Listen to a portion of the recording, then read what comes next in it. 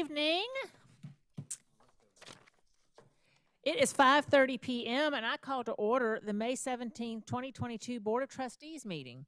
Do I hear a motion to enter executive session for discussion of 2021, 2022, and 2022, 2023 employment recommendations?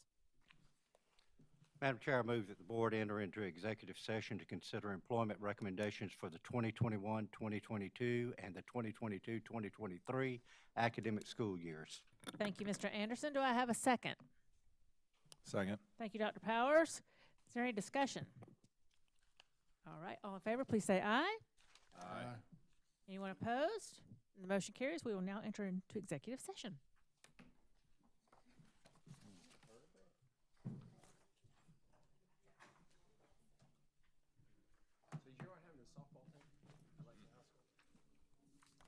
Maybe. They won last night on a walk-off home run. Yeah. Somerville protested, won the protest, and now they're playing right now as like top of the 8th with 2 out. Is Matt Warren there? I was gonna say, I hope he is there and somebody else could do this. Did you watch, were you there last night? Archery is a mentally challenging sport, and it's a lot of fun to learn and grow with that sport. The competition aspect of it is fun, but it's also cool because there's people on your team that you get to be friends with and talk to, and you can compete through them as well. Just as a different activity. A lot of parents are looking for different activities for the kids to do instead of the traditional stick and ball sports, and so this is an alternative for them to do that. It kind of shows you that you can be the best person that you can be, and that you can prove to yourself that you can win in things and you can get things correct. And it's just a fun sport. It's really weird to try and explain to kids, like, right now you're competing against your teammates. The teammate you have right next to you, they're the best in the state right now. So your job is to catch them. It was awesome the way that we put our hearts and soul into this group, and Coach Coulter said that one day we could go to state and do something one day, and that turned out well. This year we were very successful.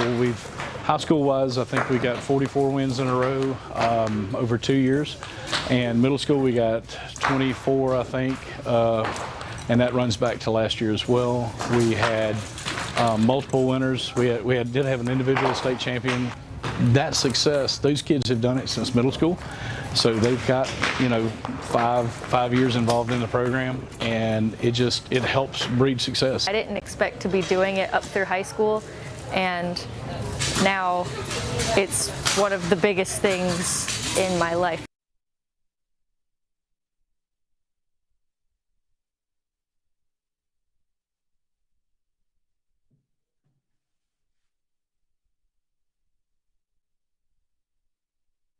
We see it's vowel, consonant, vowel with sneaky at the end. The ESSER funds are helping us in the literacy area because we're able to target really where kids are deficient.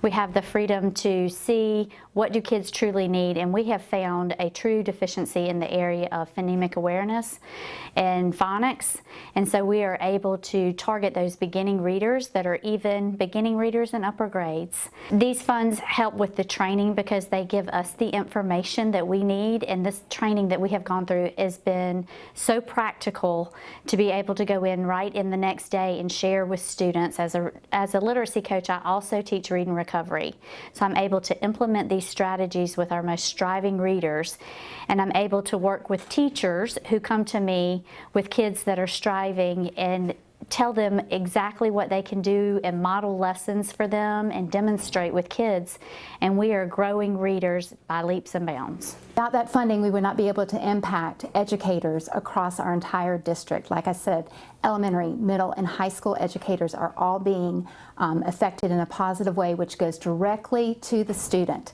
the next day. Winter. How many syllables? These funds are allowing people who are research-based to come into our school to be able to provide demonstrations so that we can go straight into classrooms as a literacy coach and demonstrate for other teachers or work with students in these areas. We are very blessed in Lexington District 1 to always focus on what's best for students, and through these funds we are able to continue that tradition. This training that we are being able to go through is face-to-face training. It's giving us the opportunity to talk, it's giving the opportunity to collaborate, and to me that's what Lexington 1 is all about, collaboration and coming together. So these funds are allowing us to do just that.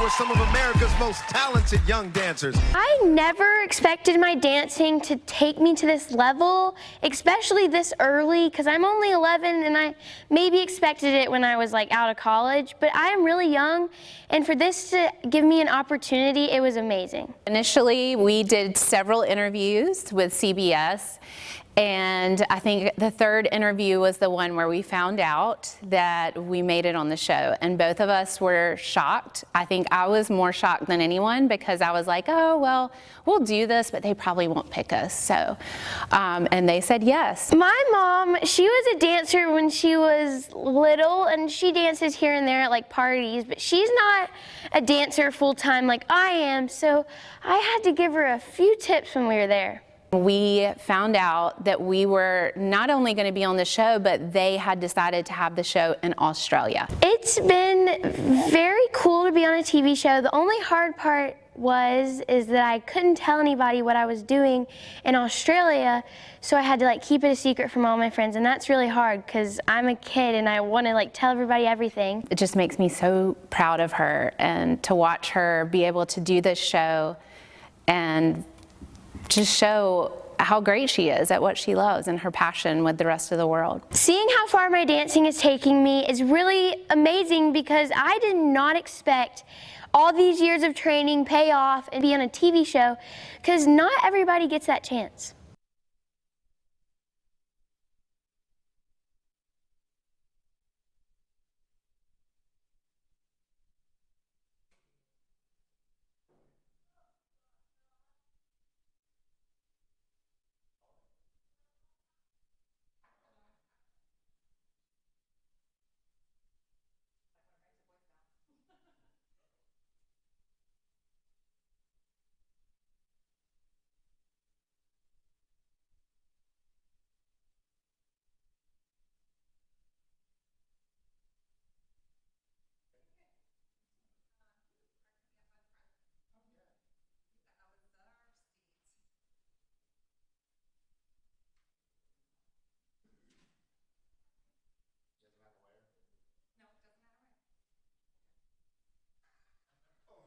大家好，这是 Lexington One， 欢迎来 Meadow Glen Elementary School.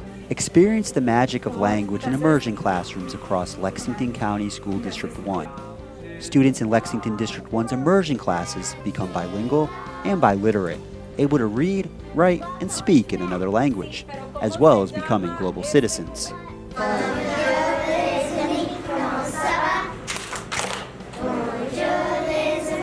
Beginning in 5-year-old kindergarten, students in the district's partial immersion program spend half the day studying the regular grade level curriculum and standards in classes conducted in the target language.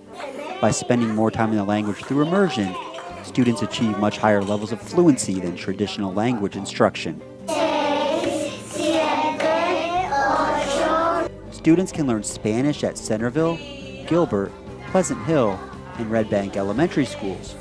Or students can immerse themselves in the German language at Deerfield Elementary, while students can also learn French at Midway Elementary, as well as Mandarin Chinese at Meadow Glen Elementary.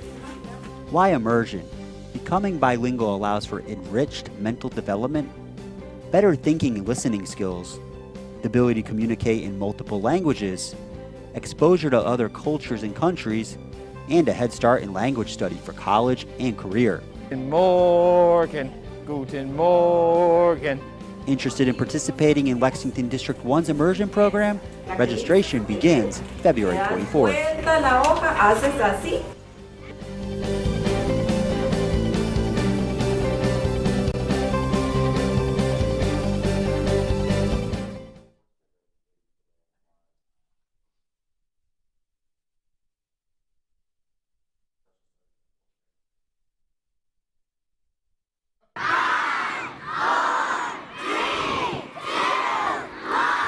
Being a National Unified School it means everything. Saxe-Agatha really embodies all mean all with everything we do, and kudos Saxe-Agatha. I'm very proud of everything that we've accomplished as a team, as a school, as a community. Special ed has a great place in my heart. I just love watching those students grow. I love watching all of our students grow, but those students, it's just amazing to watch that process happen.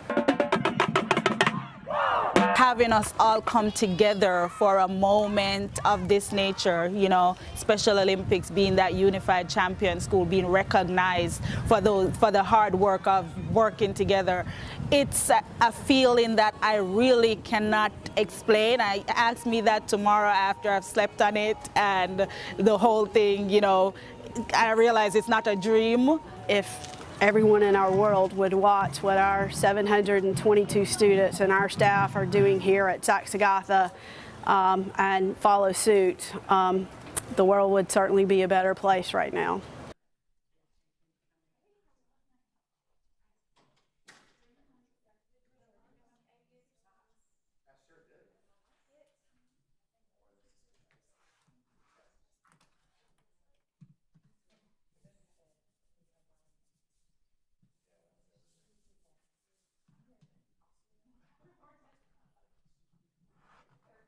We are fortunate that the Lexington District One Board of Trustees honored the history of education in Gilbert by naming the school, our new school, Centerville Elementary. We dedicate this building for the education of our youth. When you walk into this building, it's easy to get carried away by the brand new, by all the bells and the whistles.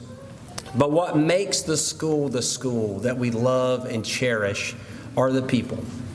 It's the students, and it's the staff, and it's the community who come together under one roof. When I grow up, I will eat sweets every day on the way to work, and I will go to bed late every night. Regardless of the winds of adversity that blew our way, our people stood strong.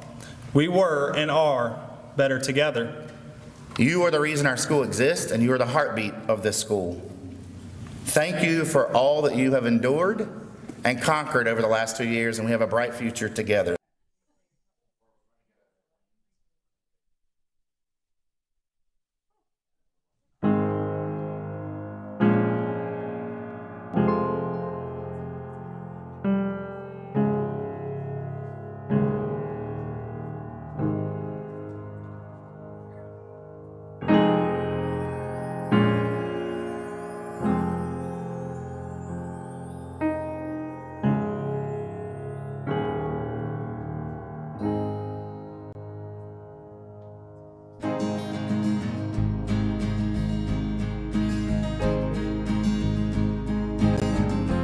To be humble, to be kind, it is a giving of the peace in your mind. To a stranger, to a friend, to give in such a way that has no end. We are love, we are one, we are how we treat each other when the day is done. We are peace, we are war, we are how we treat each other and nothing more. Tell me what it is that you see, a world that's full of endless possibilities. And heroes don't look like they used to, they look like you do.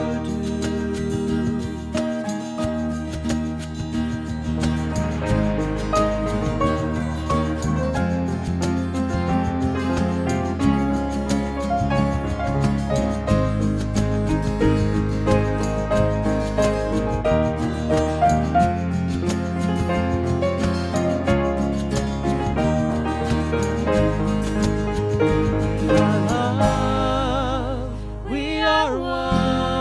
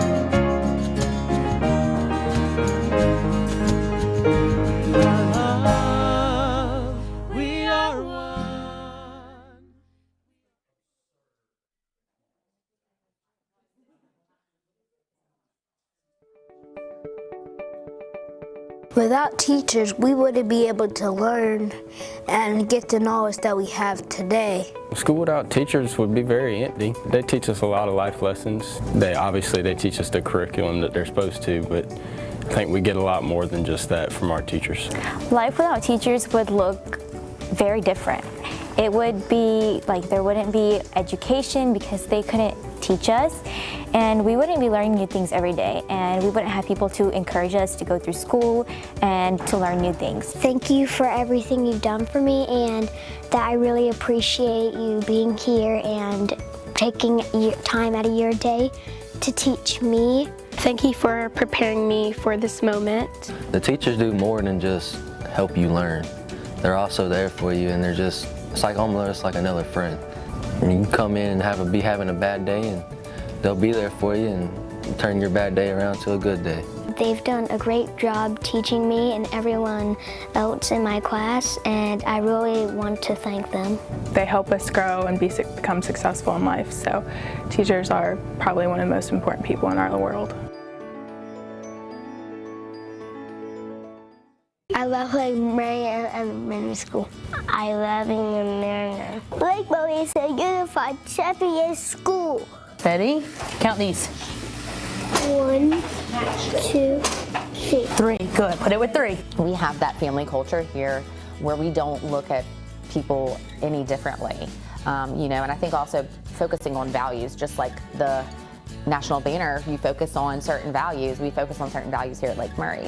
And so when you stop pointing out what makes us different, everyone kind of skips over that and starts to just have fun and be around each other and accept each other. Miss Dunn helped me walk, and Miss Miller helped me do speech, and the walking teacher helped me show me how to walk, and the other one is Miss Beck, and Costello and Miss Rayner. Regular ed students playing with or walking down the hall with students that don't look like them or that are in a different type of learning environment, it's very heartwarming. And that's when you see that all the work that you do that you feel like sometimes is not known or seen as much, you're like, you know what, this is why we do what we do. It's for these kids to be given an opportunity just like everyone else. Being a national unified champion school means so much to me as a principal because what it represents is the heart that our school has. It represents our culture, it represents our community, it represents our staff, students, and teachers. So having this award is probably one of the greatest awards we will ever achieve. All you need is love, love. It's just different here. I think back to Dr. Little saying all means all. And it really is a district of love and acceptance. The one great thing about our school and winning this award is that it's about how we bring each other together. Our children are learning at a very young age that just because you might look different or learn different, that at the end of the day, we all have the same heart. They make me happy when they help me. I love Lake Murray.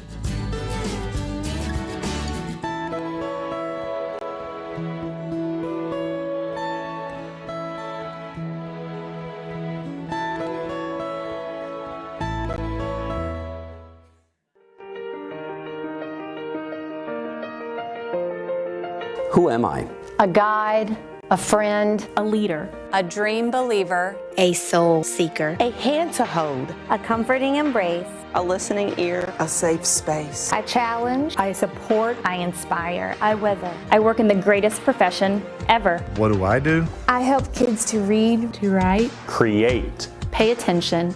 I help them to be confident, to make friends, not to mention. I help them see their full potential, maybe when others do not. I help them to see that they have a shot. What do I make? I make kids criticize and question. I make them wonder. I make them sit still and ponder. I make them see their dreams in the making. And that the world is out there for the taking. I make them see what they could be. I make a difference. Sometimes the difference is me. I am a teacher. I am a teacher. I am a school counselor. I am a teacher. I am a teacher.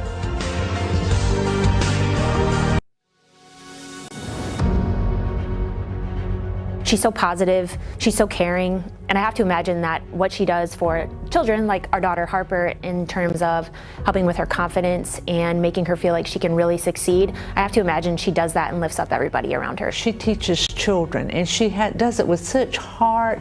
She is such a caring human being, and the children absolutely love going into her classroom.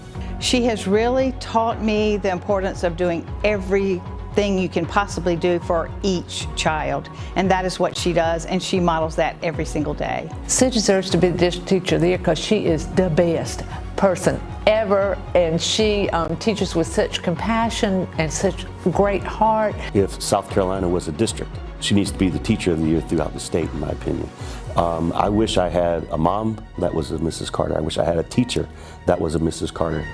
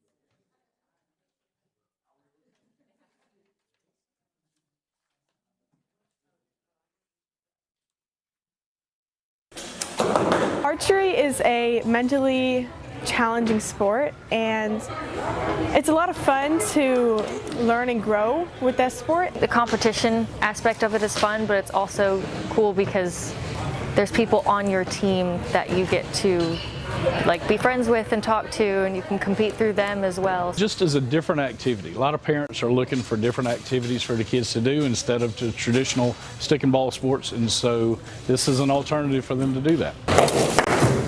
It kind of shows you that you can be the best person that you can be, and that you can prove to yourself that you can win in things and you can get things correct. And it's just a fun sport. It's really weird to try and explain to kids, like, right now you're competing against your teammates. The teammate you have right next to you, they're the best in the state right now. So your job is to catch them. It was awesome the way that we put our hearts and soul into this group, and Coach Coulter said that one day we could go to state and do something one day, and that turned out well. This year we were very successful.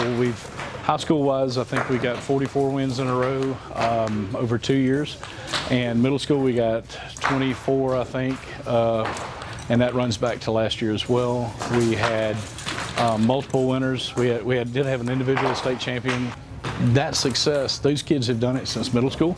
So they've got, you know, five years involved in the program, and it helps breed success. I didn't expect to be doing it up through high school, and now it's one of the biggest things in my life.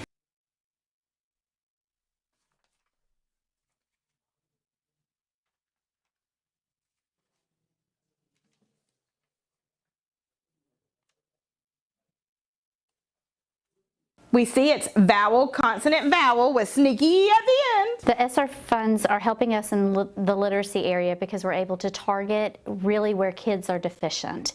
We have the freedom to see what do kids truly need, and we have found a true deficiency in the area of phonemic awareness and phonics, and so we are able to target those beginning readers that are even beginning readers in upper grades. These funds help with the training because they give us the information that we need, and this training that we have gone through has been so practical to be able to go in right in the next day and share with students. As a literacy coach, I also teach read and recovery, so I'm able to implement these strategies with our most striving readers, and I'm able to work with teachers who come to me with kids that are striving and tell them exactly what they can do and model lessons for them and demonstrate with kids, and we are growing readers by leaps and bounds. Without that funding, we would not be able to impact educators across our entire district. Like I said, elementary, middle, and high school educators are all being affected in a positive way, which goes directly to the student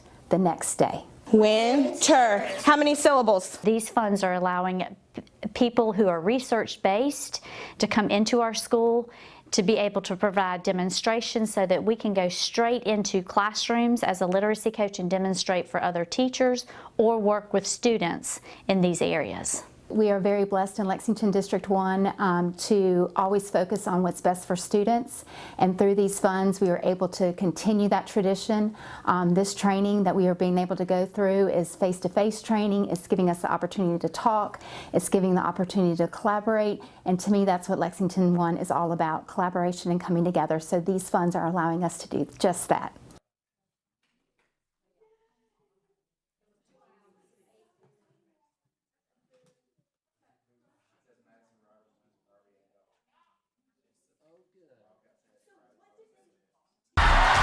Welcome to Come Dance With Me, the competition with some of America's most talented young dancers. I never expected my dancing to take me to this level, especially this early, because I'm only 11 and I maybe expected it when I was like out of college, but I am really young, and for this to give me an opportunity, it was amazing. Initially, we did several interviews with CBS, and I think the third interview was the one where we found out that we made it on the show, and both of us were shocked. I think I was more shocked than anyone because I was like, oh, well, we'll do this, but they probably won't pick us. So, and they said yes. My mom, she was a dancer when she was little, and she dances here and there at like parties, but she's not a dancer full-time like I am, so I had to give her a few tips when we were there. We found out that we were not only going to be on the show, but they had decided to have the show in Australia. It's been very cool to be on a TV show. The only hard part is that I couldn't tell anybody what I was doing.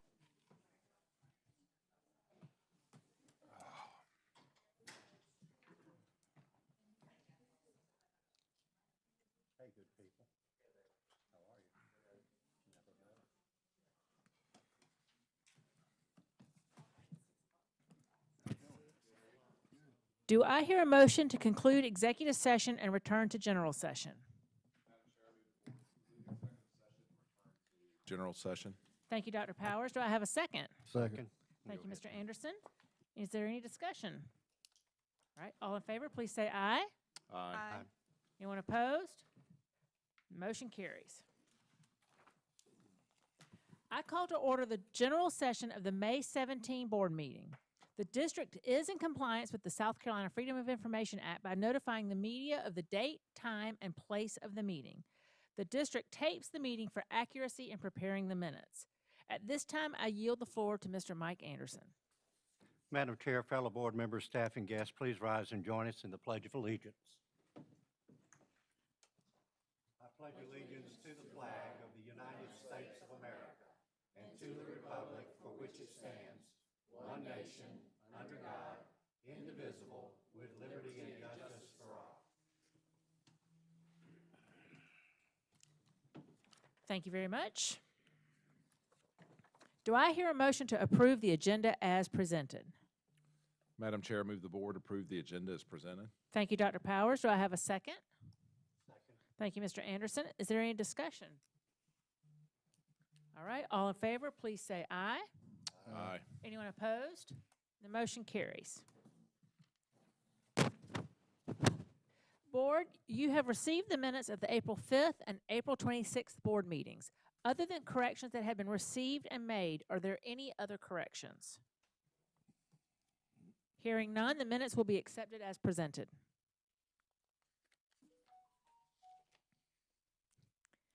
Do I hear a motion that the board approve 22 certified recommendations for the 2022-2023 academic year? Madam Chair, I move that the board approve 22 certified recommendations for 2022-23 academic year.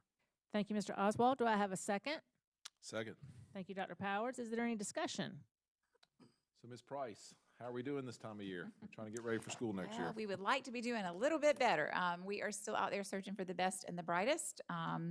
We are so grateful to all of our teachers that are hanging in there with us this year. They're working so hard. We do have quite a few openings still. We have 138 certified openings. So if you know anyone who would like to work with us, please let us know. We are searching high and low. Thank you very much for the work y'all are doing. I know it's pretty much 24/7 right now, trying to get all these positions filled. Thank you. Yes, our HR team, a huge shout out, and to the school principals and teams that are working very hard to fill those. So. Well, and I think we see across our communities just the number of openings. I know at the hospital we're twice our historical norm with open positions, but we hope people come back to work. All right. Board, any other questions? Or all right. All in favor, please say aye. Aye. Anyone opposed? Motion carries. Do I hear a motion that the board approve 3 administrative recommendations for the 2022-2023 academic year?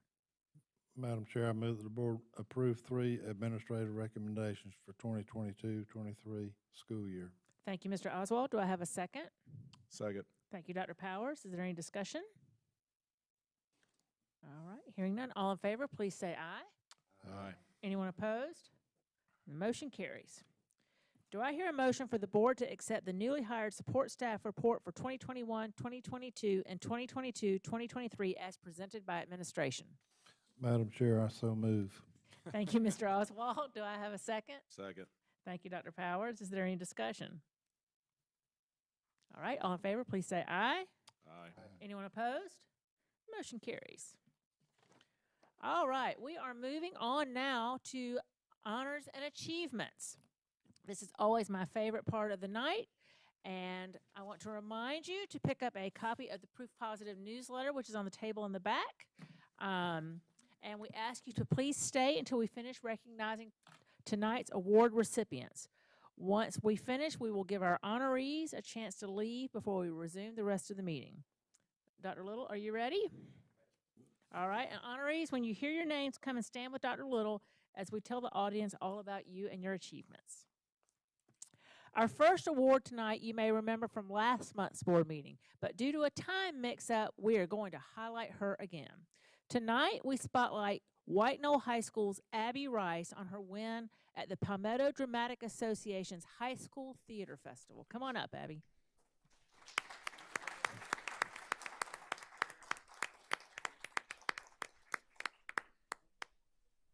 Abby's teacher and director at White Knoll is Brandy Owensby. Is Ms. Owensby here tonight? Okay. Abby entered her original play, Epiphany, in the association's High School One-Act Playwriting Contest. The play explores the idea that life is not a fairy tale and individuals must write their own stories and take the initiative to grow. As you can see on the screen, together with her classmates supporting her, White Knoll High showcased this incredible play during a staged reading at the state festival competition. Abby, can you tell us more about the process you went through to develop the characters in your play? So, knowing that my characters had to carry the entire thing, I had to come up with characters that needed something, as the play was about finding something you were missing, whether you needed to find you taking the initiative or find something to just even care about or keep you going. And so obviously I started with characters that were missing, like a lawyer, you know.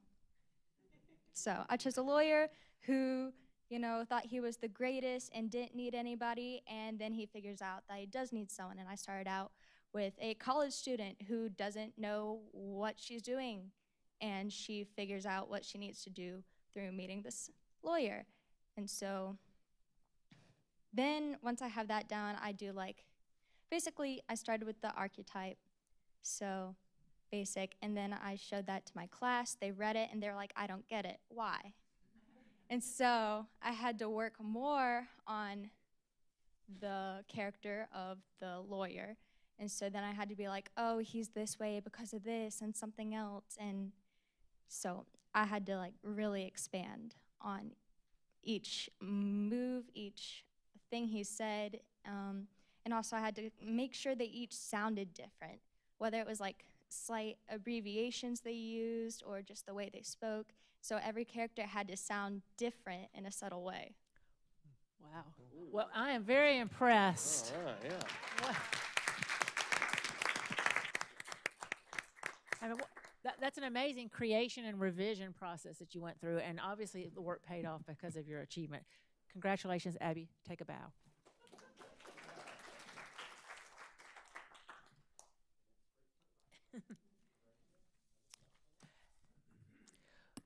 Each year, we enjoy learning about the Joseph M. Beatonbaugh Administrator of the Year.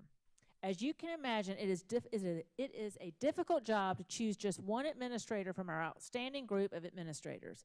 If Julie Washburn, Executive Director of the Lexington One Educational Foundation, would come forward to reveal this year's honoree. Thank you, Anne Marie. I'm excited to be here on behalf of the Lexington One Educational Foundation to present the 17th Annual Joseph M. Beatonbaugh Administrator of the Year Award. It was established in 2005 by the Educational Foundation, and it recognizes an effective and deserving administrator within the district while also honoring an esteemed administrator from the Lexington District One staff of 1952, who was Mr. Joseph M. Beatonbaugh. He worked in the district for 36 years. He served as a 7th grade math teacher, a principal, and assistant superintendent for personnel and federal programs. He was also a World War II veteran who served with the U.S. Air Force. And although he retired in 1983, Mr. Beatonbaugh remained very active in the district. And each year when we present this award, we honor him with this achievement. But sadly, Mr. Beatonbaugh passed away in 2019. His son, Mackie Beatonbaugh, was not able to join us, but he did want me to communicate to this year's winner congratulations on his behalf. So I always keep him informed of the process. But he's not involved in the decision-making. It's a tough group that gets that joy of trying to decide between great nominees each year. The packet this year that was submitted for the winner was very impressive and included some very kind personal statements from teachers, some terrific photos of the winner leading staff and students, as well as some wonderful writings by the students who wanted the individual to be chosen for this outstanding award. The nominator shared the following. My nominee truly exemplifies all the criteria of the Beatonbaugh Administrator of the Year. As a lifelong learner who seeks new ways to do a job effectively, as an optimist who makes the very best of every situation, and as an adaptable leader who brilliantly handled pandemic challenges and found new ways to communicate and support students, parents, and staff. Other comments shared about the award winner this year was that the individual consistently encourages us, is available and approachable, is kind-hearted and funny, celebrates students' accomplishments and makes them feel proud, greets car riders every morning in a happy voice, and not only leads the school staff, but works directly with the students to teach them. And as a result of the many heartfelt words shared in the nomination packet, I was able to create a plaque that basically honors this individual. So I'd like to read that to y'all. On behalf of the Lexington District One Educational Foundation, our 2022 Joseph M. Biedenbow Administrator of the Year Award is presented to this individual in recognition of outstanding leadership and a commitment to education as a teacher, assistant principal, director of elementary schools, and principal in Lexington County School District 1. For being a lifelong flexible learner who masters new skills and adapts to changes in order to be a gifted principal. For expecting the very best of teachers, staff, and students, while providing love and support needed to accomplish the set goals. For sharing his kind heart, happiness, and warm sense of humor with students and staff on a daily basis just to make their days brighter. For being a supportive and encouraging servant leader who is approachable, understanding, and a great communicator. For believing that all children can and must learn and lead a life full of rewarding opportunities. Heath Branham exemplifies and demonstrates through action and example an outstanding dedication to excellence in education. So we'd like Keith to join us for this honor.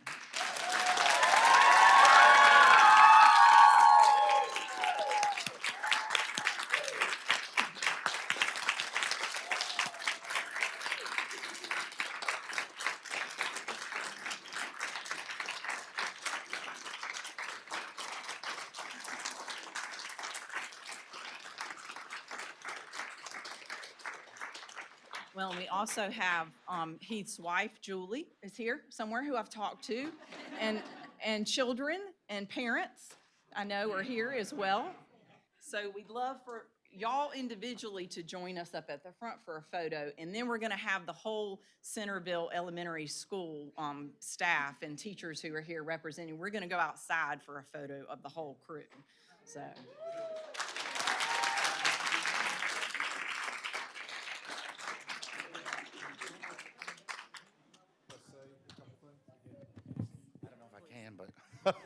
So I'm a little blown away right now.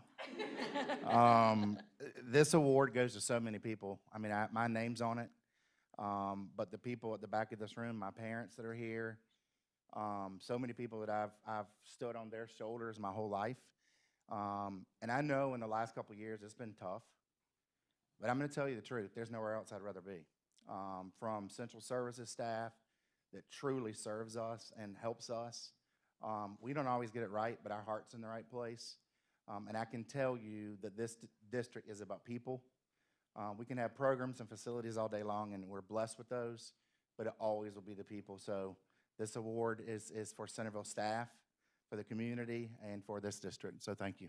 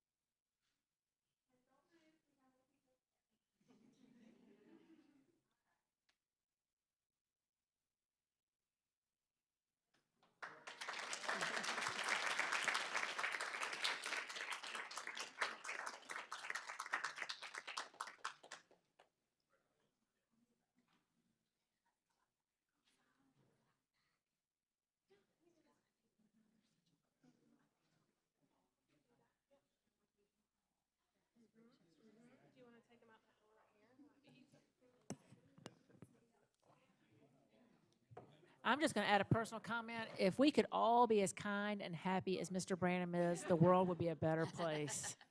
All right.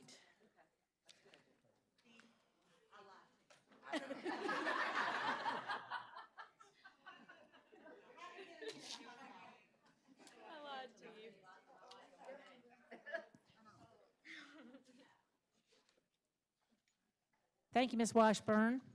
All right, while they're exiting, I'm going to share another little bit of good news. Our communications department has won numerous awards in the South Carolina National School Public Relations Association's Rewards for Excellence program. The team received an award in the handbook category for the 2021-2022 student handbook, an award in the special purpose publication category for the developmental screening for preschool children flyer, and 2 awards in the video category. One for the LMES National Banner Unified Champion School Video and the Female Athletes in Football Video. The Lake Murray Elementary School National Banner Unified Champion School Video won a Best in Show award, meaning the video scored the highest score in the video category. The team also won 3 prestigious Golden Achievement Awards for the new Lexington District One website, the Where We Stand Wednesday video series, and the We Are One kindness video. The Where We Stand Wednesday video series also won a Best in Show for the Golden Achievement category. Congratulations.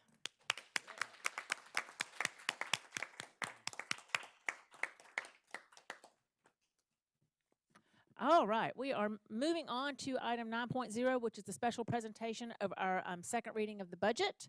And I know that the board, after the first reading, had the opportunity to send some questions and ask Mr. Salters and his staff for some clarification, and we appreciate you being responsive on that, and we're looking forward to the second reading. Take it away, Mr. Salters. Thank you, Madam Chair, members of the board. Do appreciate your input in the process as we continue to develop the budget for this year, this upcoming school year.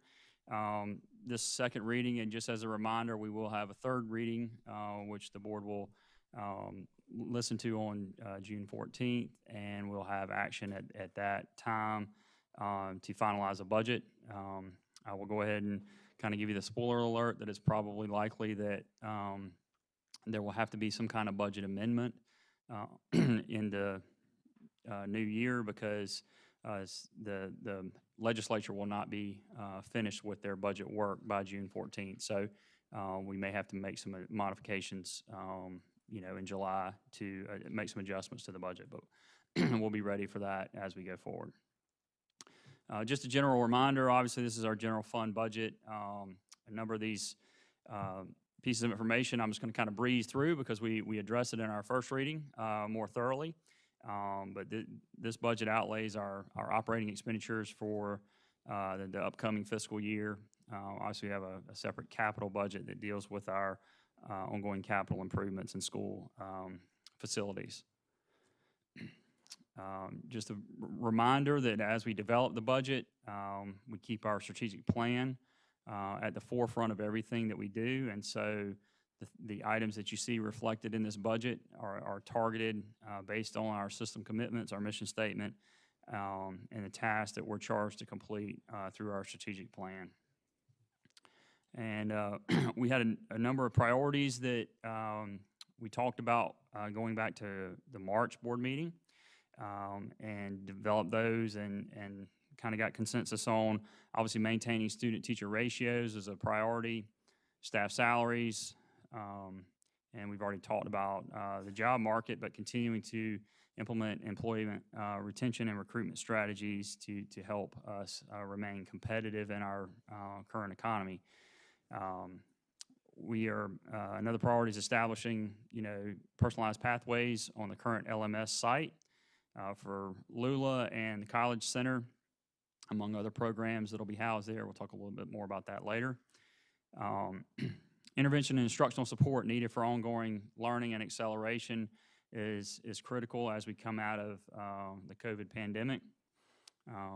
We are looking at enhanced safety and security measures, and then also preparing for the conclusion of the federal COVID money, and we're calling that kind of a sunset of that money and transitioning out of those expenditures and back into the general fund budget as we look forward.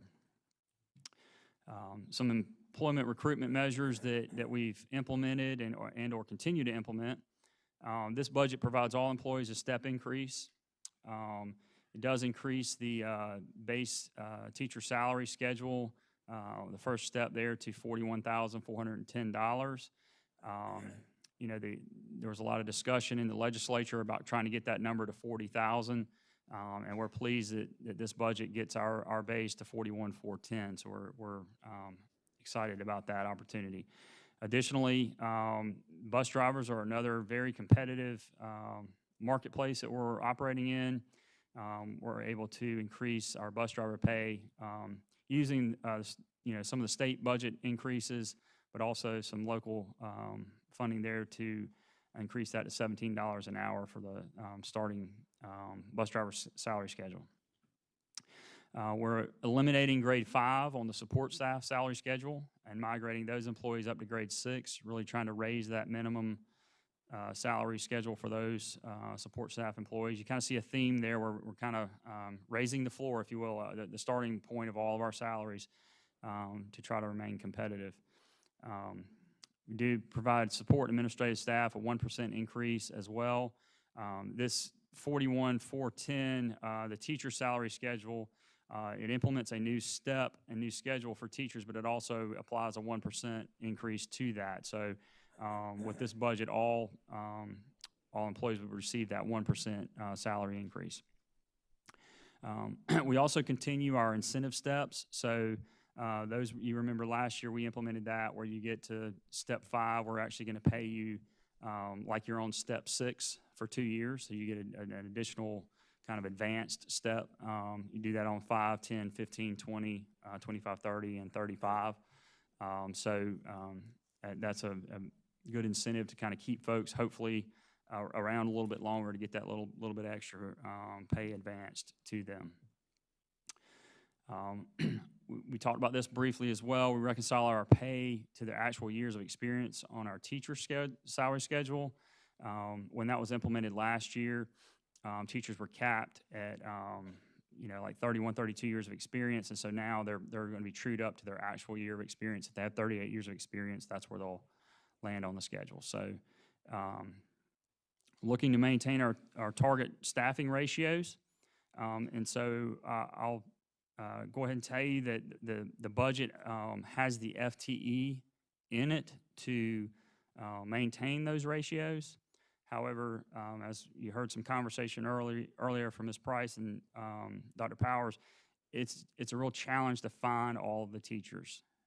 And so we're working very diligently to do that, but it's possible that we may have some pupil-teacher ratios that are not at the target, but just because of the inability to find staff to fill positions. So, but the FTE is in the budget to do that. We've expanded our substitute bonus. This was a good incentive that we recognized this past year. If you work 60 days in a semester now, you'll get a $750 bonus. We've continued the other bonus as well. Increasing our fine arts supplements by 10%. That we went back and looked, and it was the late 90s since those had been addressed. And that's similar to our athletic supplements that we addressed a few years ago. They had not been addressed since the late 90s as well. We are expanding our athletic supplements to cover our middle school sports. We started the Lexington League, and that's become a tremendously popular opportunity for students. And so we've got 7th grade teams all over the district now participating in sports, and so we're providing those supplements for those individuals coaching. Currently, just kind of a synopsis of where we are. The House passed their budget, our appropriations bill on March 15th. The Senate passed a version on April 28th. May 12th, there was adjournment of both sides. And we really are sitting here waiting on June 15th and 16th, hoping that they can come together and pass a budget that supports our needs. We're still pretty good ways apart from both of them. The House did add, I think, a $50 million amount to some funding, so that's movement in the right direction. But this is kind of a look at where the two versions are. And so, you can see there's about a $10 million difference in the two versions. And actually, this is based now. That's actually an error on that slide. This is actually based on the full Senate version of the budget. And so we originally, first reading was based on Senate Finance, and now this is based on the full Senate version, which brings us another about $2.9 million into on the revenue side of our budget. Just taking a quick look at some history here. Going back to 2015-16, you can see where our starting teacher salary was $32,161. And you can see we've tracked for a number of years. I know when Dr. Little came in, we had to drive to 35, and we achieved that here in 2019. And so now we're pushing to 41,410. So that's resulting in starting teacher salaries of 28.76% increase over that period of time. So we feel like that's a really critical area to focus, because our neighboring districts are continuing that race, and so we have to maintain that competitiveness to recruit qualified candidates into our system. Taking a look at our growth, again, we continue to be one of the fastest growing districts in the state. We did have a brief period of time. This is the first year in the 27 years I've been here that I can remember we actually lost enrollment. Every other year it's looked something like this: 400, 500, 600, 700 students a year coming in. And you can see we're projecting, roughly 610 new students coming in again for this upcoming year. So continued rapid growth in our system. As I mentioned earlier, our staffing ratios, we're not changing those in this budget. You can see these were set last year, and we're maintaining those as we go across. Taking a look at our expenditure summary, we're talking a little bit earlier about things that changed. There's not a whole lot that has changed in this budget. I'll point out, one minor change sits right here in our certified staff positions. This actually went down by an FTE, and really what this is, you're going to see on another slide. On the administrative side, an FTE is going to go up, and it's really how we're adding a director of, Mary, help me with the title, teaching and learning, and that's going to be covered by a lead teaching position and half of a lead teaching position from another source. So before, we were covering that with an administrator position, and those two items were kind of washed out on the administrator side, but now we're using this FTE to cover that. So it's a really minor change. Doesn't really change the bottom line of the budget, but the FTE count changes. So that's really the only notable change there in that slide. I did point out last month about some of the ESSER funding that we have received and how that's being used. You can see we're targeting this funding at the middle school level, and so it's really focused in that area. We got 14 FTE, and this kind of gets back to the funding cliff that I was talking about. You have to be careful about putting a lot of positions in this money because it runs out, and so when it runs out, those positions either have to go away or they have to be transferred over and absorbed into the general fund to be funded that way. So that's really just for information, so you know that those positions are being added. Additionally, support staff and administrative changes. This is where you see down here where in first reading this was a 3, and now it's a 4. And one thing that I really didn't mention in first reading, it's in there and accounted for, but I did want to point out that as part of the transition with Mr. Caldwell retiring, Dr. Little had the plan to merge operations and student services together and use Mr. Caldwell's chief FTE, if you will, to hire a CFO. which you voted on last month, and she's super excited about starting, as am I, in a few weeks, in I guess the coming month. And so that FTE will be used to fund that CFO position, and so that it's kind of a wash in there.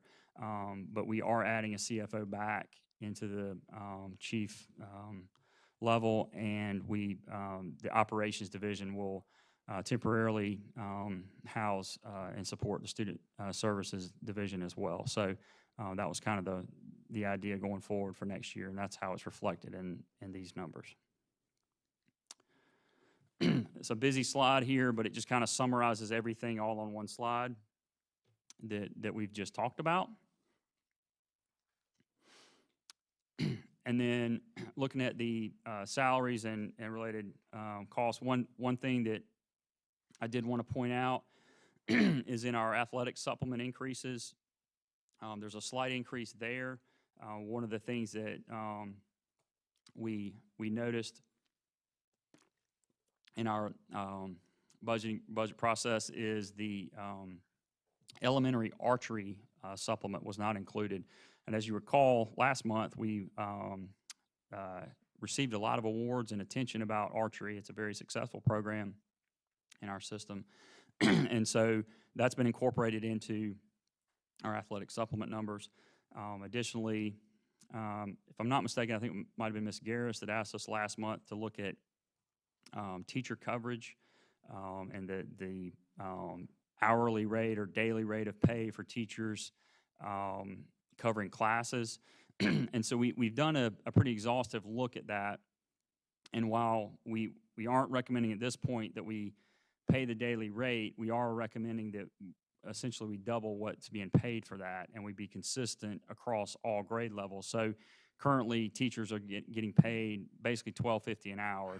You take the substitute pay, and if they cover a class for a period, they get $12.50, which is the equivalent of an hour of that pay. And so we're recommending that to go to $25 an hour across the board. It's not to the level of daily rate, but we feel like it's a step in the right direction, as it's double what's being paid now. And so that's an initiative that we will continue to look at. We think it's a very valid concern and need, and we'll continue to look at that going forward in the upcoming year as we begin to develop the budget for next year as well. Again, this is our kind of our flow chart of our FTE, org chart, if you will, showing where the FTE are located. It's hard to see on the screen, but you have that in front of you there, a breakdown of that. And then increases in programs and services. We haven't made any changes at all on the AP side. So everything that was in first reading is exactly the same as it was or as it is now in second reading. And so there might be some slight adjustments to workers' comp and our property and casualty. I did see some information come in from our carrier just this afternoon on our rates for the upcoming year, and so we will make those adjustments for third reading as well. As you recall, we did have the conversation last month about our accounts payable strategy for trying to get at that savings, if you will, that's left over at the end of the year, much like we've achieved on the payroll side by budgeting at a 97% occupancy. We're looking at a 93% on our AP side, and so this is the first year we've done that, and so we'll monitor that closely to make sure that holds true and works out. Based on historical data, we should be in good shape with that trend carrying forward, as we've averaged around 89% of a spend rate, if you will, on that.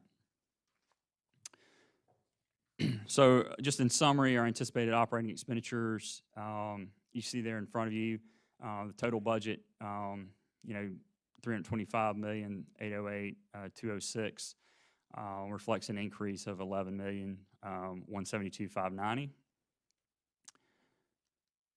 And then just as a reminder, how that breaks down, obviously Our biggest asset and resource is our staff, and that's teachers and support staff in our facilities serving students. And that's reflected here with 89% of our budget going into salaries and related costs there. Taking a quick look at our revenue, I mentioned earlier about $2.9 million additional revenue coming in through that Senate full Senate version. That's reflected in these charts here with the local, the state sources here, and then also in the transfer line there. You'll note that currently in the Senate version, we're showing about $3.3 million of our operational balance being used, or fund balance being used to balance the budget. Should the revenue picture come in just like this, I would caution you to say that that's probably not going to happen based on the trend between the two, houses of government. But there will be some additional revenue come in.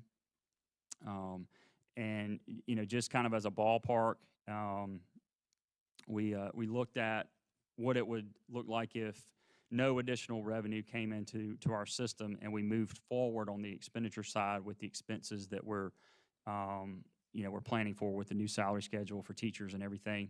And if that was the case, we didn't get any new revenue in, we would end up using about $14.5 million of fund balance next year to fund the budget.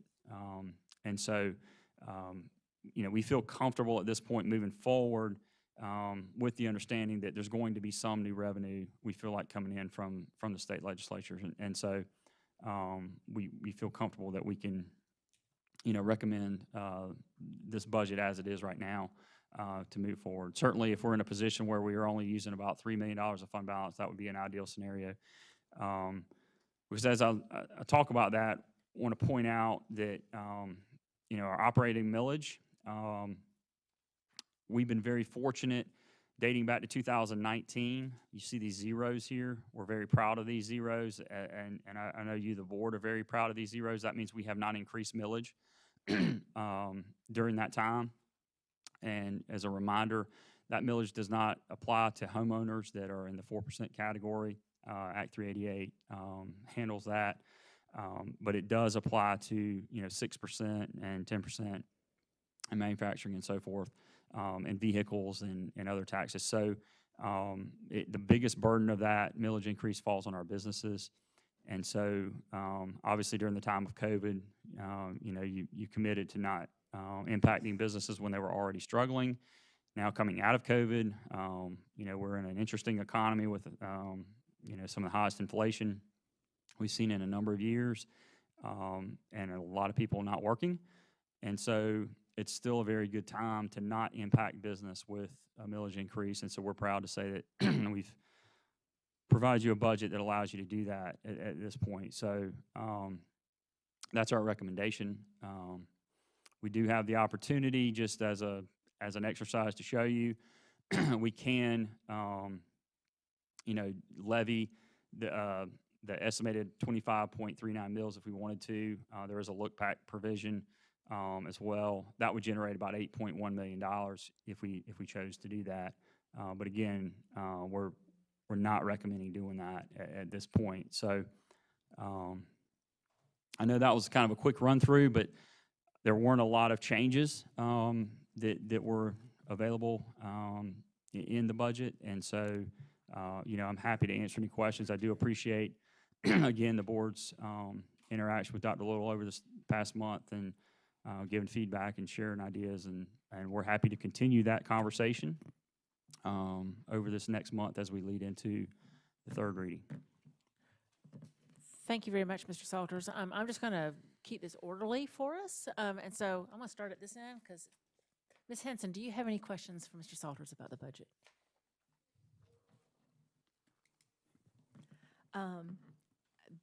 Kind of, but it's more for, I think, Ms. Gaskins. But you said there was one position decreased in the certified changes for It ends up being a 1.5 FTE. 1.5 of FTE. lead teaching FTE. For a director of teaching and learning. Can you tell us a little bit about that? I'll be happy to. So the 1.5 lead teacher positions are going to be vacant positions next year. And so as I've spent this year really studying the organization of the instructional services team, and as you can see from the org chart tonight, it's an incredibly large team, really trying to create departments and teams within that division so that we can provide the best services and supports for schools. And currently we have a number of departments within that team, but do not have a teaching and learning team, and just feel like our coordinators, our core coordinators and support coordinators could really benefit from enhanced collaboration. I think we'll be able to provide more customized and coherent support to schools. Is that it, Ms. Henson? Yeah. Yes? Okay. Mr. Oswald, do you have any questions or comments? I'd just like to thank Jeff and his team. Tremendous work. I'm counting up 1, 2, 3, 4, the 5th year that we actually did not have a millage increase. And that's phenomenal if you look around the state at other school districts. Also, the most important thing, again, student-teacher ratios. I know you guys are working hard to secure enough teachers, but that in itself is the most important thing I think we can do to help teachers and education and student achievement in the classroom, is to keep those student-teacher numbers at a minimum. So I just encourage you to really keep that thought in mind as you proceed. Thank you, Mr. Salters. Thank you. Mr. Anderson? Same here. I just want to highly commend the fiscal services staff, finance staff, what are we calling it this week? But I know that this is a lot of times a thankless job, and I'm just really impressed with what we're doing with trying to retain teachers, moving our salary schedule like we're moving, and thank you. Just thank you so much. Dr. Powers?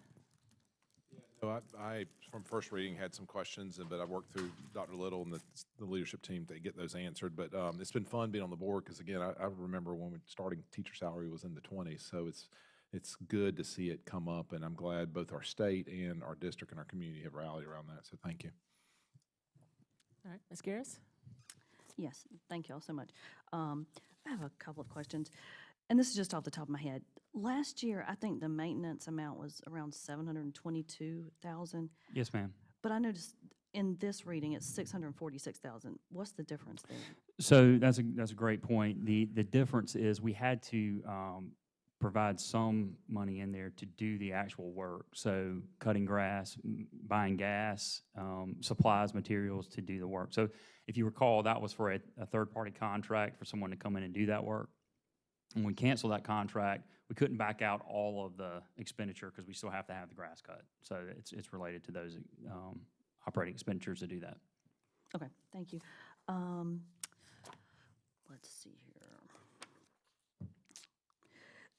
So some support staff have told me that on grade 5, they got free lunch, I think, for the cafeteria workers and the custodians. I don't know if this is across the district, but will they still get that on grade 6? That doesn't change anything related to that. Yes, ma'am. Okay. And the step increases across the budget, and I haven't had a chance to dig into those. This is just left over from years past. Are those, is there like a standard formula that you use to determine when you go from step 5 to step 6? Is there like a percentage there? How does that work? Well, so over the years, and I I can't really speak to how it evolved because I haven't been a part of that specific process for very long. But I can tell you that in this particular budget, I'm very pleased to tell you that we have standardized the steps. Over the years, there was a variety. I'm sorry, I'm looking at you through this monitor, but there was a variety of gaps. So one step may have 1%, one step may have 1.2%. One may have 1.7, and it varied across the system. And so, like with the teacher schedule this year, when we redid that, so we've made that uniform down the schedule, and so it's consistent. And that helps us and helps you talking with employees, and they can understand more about well, why is so-and-so getting a 1.7% increase and I'm only getting a 1.1 or whatever? We all got a step. So we're working really hard to make that consistent. So that was part of this process. Okay, like I said, I hadn't looked at it this year, but I know in years past, when I had tried to do the math, I came up with It different was- percentages. Okay. Right. Well, but I noticed that just all that you provided, I've never seen this level of detail, so thank y'all for this level of Sure. detail. But again, as you were presenting, I was doing some of the math on the certified salary schedule. And you also kept the difference between bachelor's plus 18, master's plus 30, doctors. So the integral increase in pay for each of those education degrees plays out at every step, because I did a couple steps just auditing it. And so thank you for having that consistency. Well, and I would tell you that, and I don't know if she'll want me to call her out or not, but she won't. But Ms. Price back here is our director of payroll, and she's done a phenomenal job working with our HR team to work on that, because that's been a kind of a goal of ours, is to get that consistent. And there may be some areas where we still have some opportunities to improve, and we'll work through those. But we took off a big chunk this year to get it consistent. So I really appreciate her work on it. Well, and I do think as we talk about salaries, we need to remember it's for 190 days, and so as we look at annualizing or compared to a typical 260-day workday role, we need to keep that in mind too Sure. with a lot of these salaries. Mr. Salters. Oh, Yes. Oh, wait. Have you gone? Did everybody go? I just got one last question. You can go ahead, Oh, though. I'm sorry. No, go ahead. Okay. I remembered one more I have. So I'm just curious, I think you made this request, Anne-Marie. What is the reason for recommending the Director of Legal Services versus General Counsel?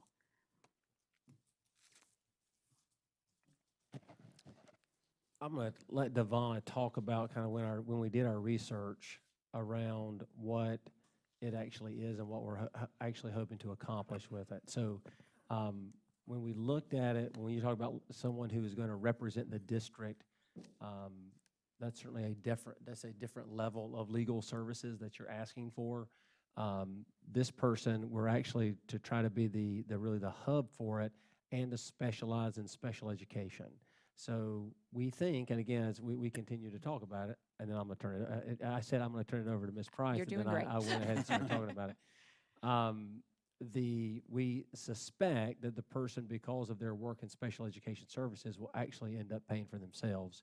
But it's really about tying them into a specific type of law, because having a more generalized legal counsel, they're still going to have to outsource a number of legal services with, they may not be an expert in special education, they may not be an expert in, certainly in property law and in all human resources and in all the other versions. But now that I've said everything, I'm going to turn it over to Ms. Price. I think that's beautiful. That pretty much summarizes it. That's kind of what we discussed as we kind of did the research on the state. It was kind of understanding the goal was for this person to not necessarily be the person who represents the district in court. If there's an issue, you would still probably need your specialized attorney who has expertise in whatever the case may be. Maybe it's contractual or property or HR or whatever, but they would be more of a general counsel overview type person, but with knowing that special ed is an area that we certainly need those services in a lot, that hopefully we could advertise to find someone who also has that skill set as well. So decided to kind of, maybe for presentation purposes, it wasn't as misleading to say, Director of Legal Services, because they're kind of organizing a more generic concept around that. And I'll just echo that, just in my early conversations about adding this position, or I guess restoring this position, because we had a version of this previously, is that this Director of Legal Services, if for some reason we're going to court, we need a litigator for that, not our in-house legal resource. Those are different skill sets even for lawyers. But I think the amount of work that we have for special ed or for FOIA or for policy, one of the things that I am eager to have is that person that can translate from the legal speak to the lay speak, so that the staff, so that I think that's a very important resource to have in-house, to be able to navigate those legal things, because as our district grows, the the need for that continues to grow. I mean, our special ed population is just growing immensely, and they bring a lot of different issues, whether you're dealing with Medicaid or whatever it might be, and just to make sure that we are serving them the best that we can. And I think having somebody on staff that can help with those legal issues is very important. So. All right, Ms. Henson, I'm going to go back to you now. Oh, I still. I'm sorry. So I had asked for a cost analysis last month because I know in this job description, there's a couple of things. Well, for one, reviewing and drafting board policies. We contract with the School Boards Association with that. We pay a membership fee for that. And then. Well, and I think, did we get because you did ask for that last month. Is there a way to get a cost analysis for that? We can put some estimates together as to, what the job description says. Feasibility Yeah. Yeah, I mean, even though it's titled director, it's basically a chief position because they're going to be reporting directly to the superintendent. I know another one of their job duties is freedom of information request. No, just because they report to the, they won't have a division under them the way the chiefs have. They will report to the superintendent so that they are available to assist in the various different departments as necessary. But that's not a chief level. That's not intended to be a chief level person. Now, if your new superintendent would like, and you and the board and the new superintendent would like to do that, but that's not the recommendation. Yeah, that was another question I had was, I didn't know if we could hold off on this for a couple of months, because what if our new superintendent is interested in general counsel instead of a director of legal counsel? Well, and I think that the superintendent can bring this, because the position will not be filled yet, and that superintendent can bring that position back to us and ask us to amend the budget to make it, if they see a need for more of a general counsel position, then that is certainly something that they can do as they examine, that position and how they want to fill it. And this is not a position that I would be filling, because you wouldn't really need to advertise it until July 1. It's not dependent upon the school year to actually fill the position versus, say, like your chief financial officer or a principal or something along those lines. So for us, this is a position that the new superintendent or the interim superintendent, whomever at the board's desire, would fill. Okay. Yeah, I would just like to see some kind of, I guess, cost analysis. That's what I was really looking for. Because y'all keep saying special ed, but I have no idea. I guess we're spending a lot of money in legal fees for special ed. And I think the cost analysis will show that. We can help you with that, Ms. Carey. Okay, All right. thank y'all. Thank you. All right, Ms. Henson. Mine's real short and sweet. I was just sitting here looking through the certified salary schedule, and so like 5 and 6 are the same, right? And then, so every 5, so 10 and 11 are the same, 15, 16, 20, 21, 25, 26, 30, 31. So then, should 35 and 36 be the same instead of 34 and 35? Yeah, they should be. We'll make that correction. Okay. Yeah. All right. And I'm just going to say thank you. I think this budget's great. School finance is incredibly complex anyway, and when you've got basically a theoretical budget at this point in time, what y'all put together, and what really building into it all the priorities that the board articulated back in early March. I'm excited about this, and I hope that the legislature does their job and makes this possible for us. So, thank you. Yes, ma'am. All righty. And now we're moving on to 10.0, which is the superintendent's report. Dr. Little?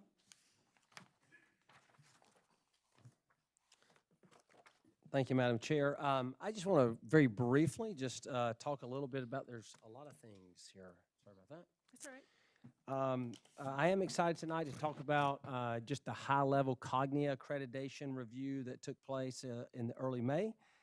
Earlier this year, Dr. Osmer Smith presented the details of the accreditation process, and that happened on May 2nd and 3rd. The review was conducted a little differently this year because they did it virtually this year instead of face-to-face. During the exit interview, the Cognia team provided a number of high-level points just for us to consider. And so here's what they had to say about what they've done. I do want to say the funny thing is it was such a great culmination of the work that's been done over the last 5 years. We're very proud of what they had to say and how they bragged on our district. But here's what they talked about. They said the district has a coherent and comprehensive vision and mission that includes the communication of its purpose and desire to effectively empower students, staff, and the community for success.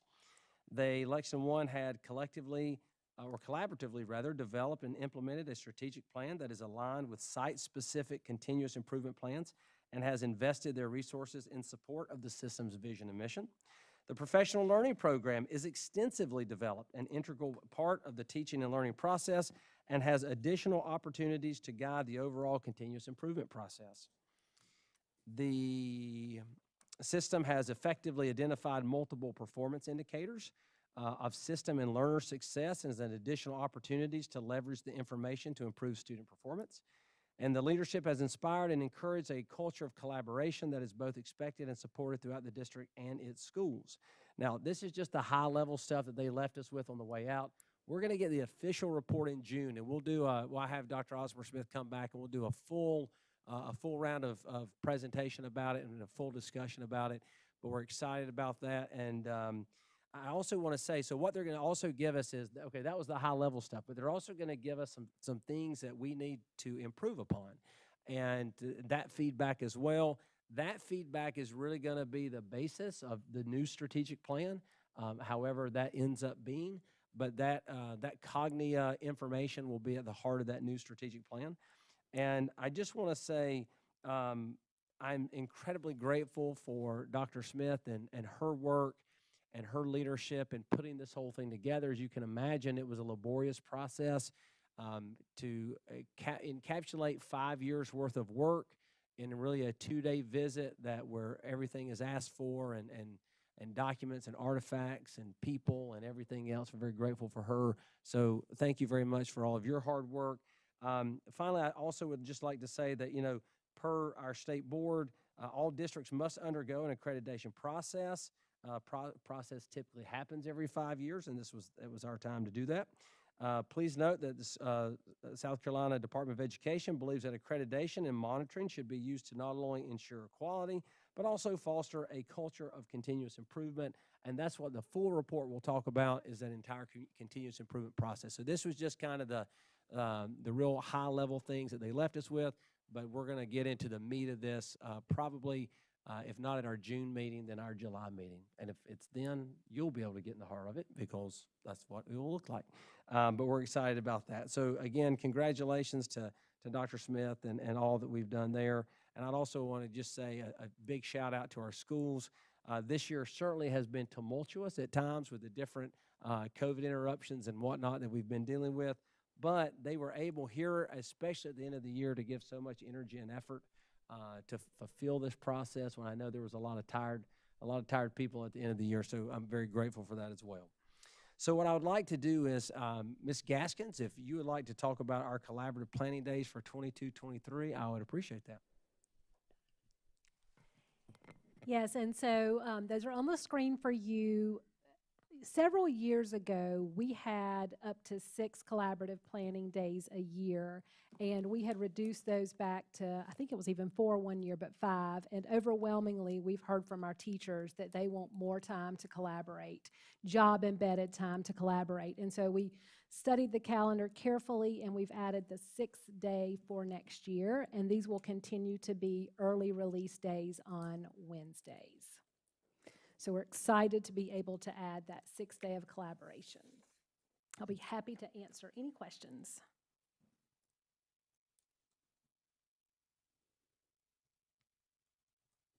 Thank you. Thank you. There is a correction in your program.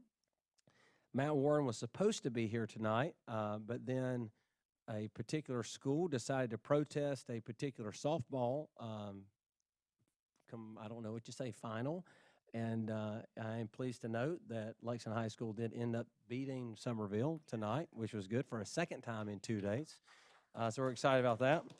But I do want to give Livy Warren, who is Matt Warren's daughter, a shout out. Last night, she hit a walk-off home run to end that game And it is very sad to me that they protested the game. So anyway, I won't get on the softball thing. I As an apologize. eighth grader, eighth grader, yeah. starting Also an on eighth varsity. grader hit a walk-off home run last night Yeah. in a 5A softball game. Just kind of let that sink in for a minute.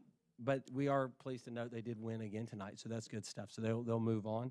But so Mr. Warren was there tonight calling that game and watching his daughter play softball, so that's why he's not here tonight. And so I'd like to turn it over. I believe we're going to go old school tonight, and Mr. Salters is going to also present the operations report. I'll be glad to pinch hit. All right, there you go. That's so good. We need a pinch hitter. That's nice. I've been waiting all night for that. All right, that's Sorry. good. It's about the extent of my humor. So appreciate the opportunity to fill in for Mr. Warren tonight.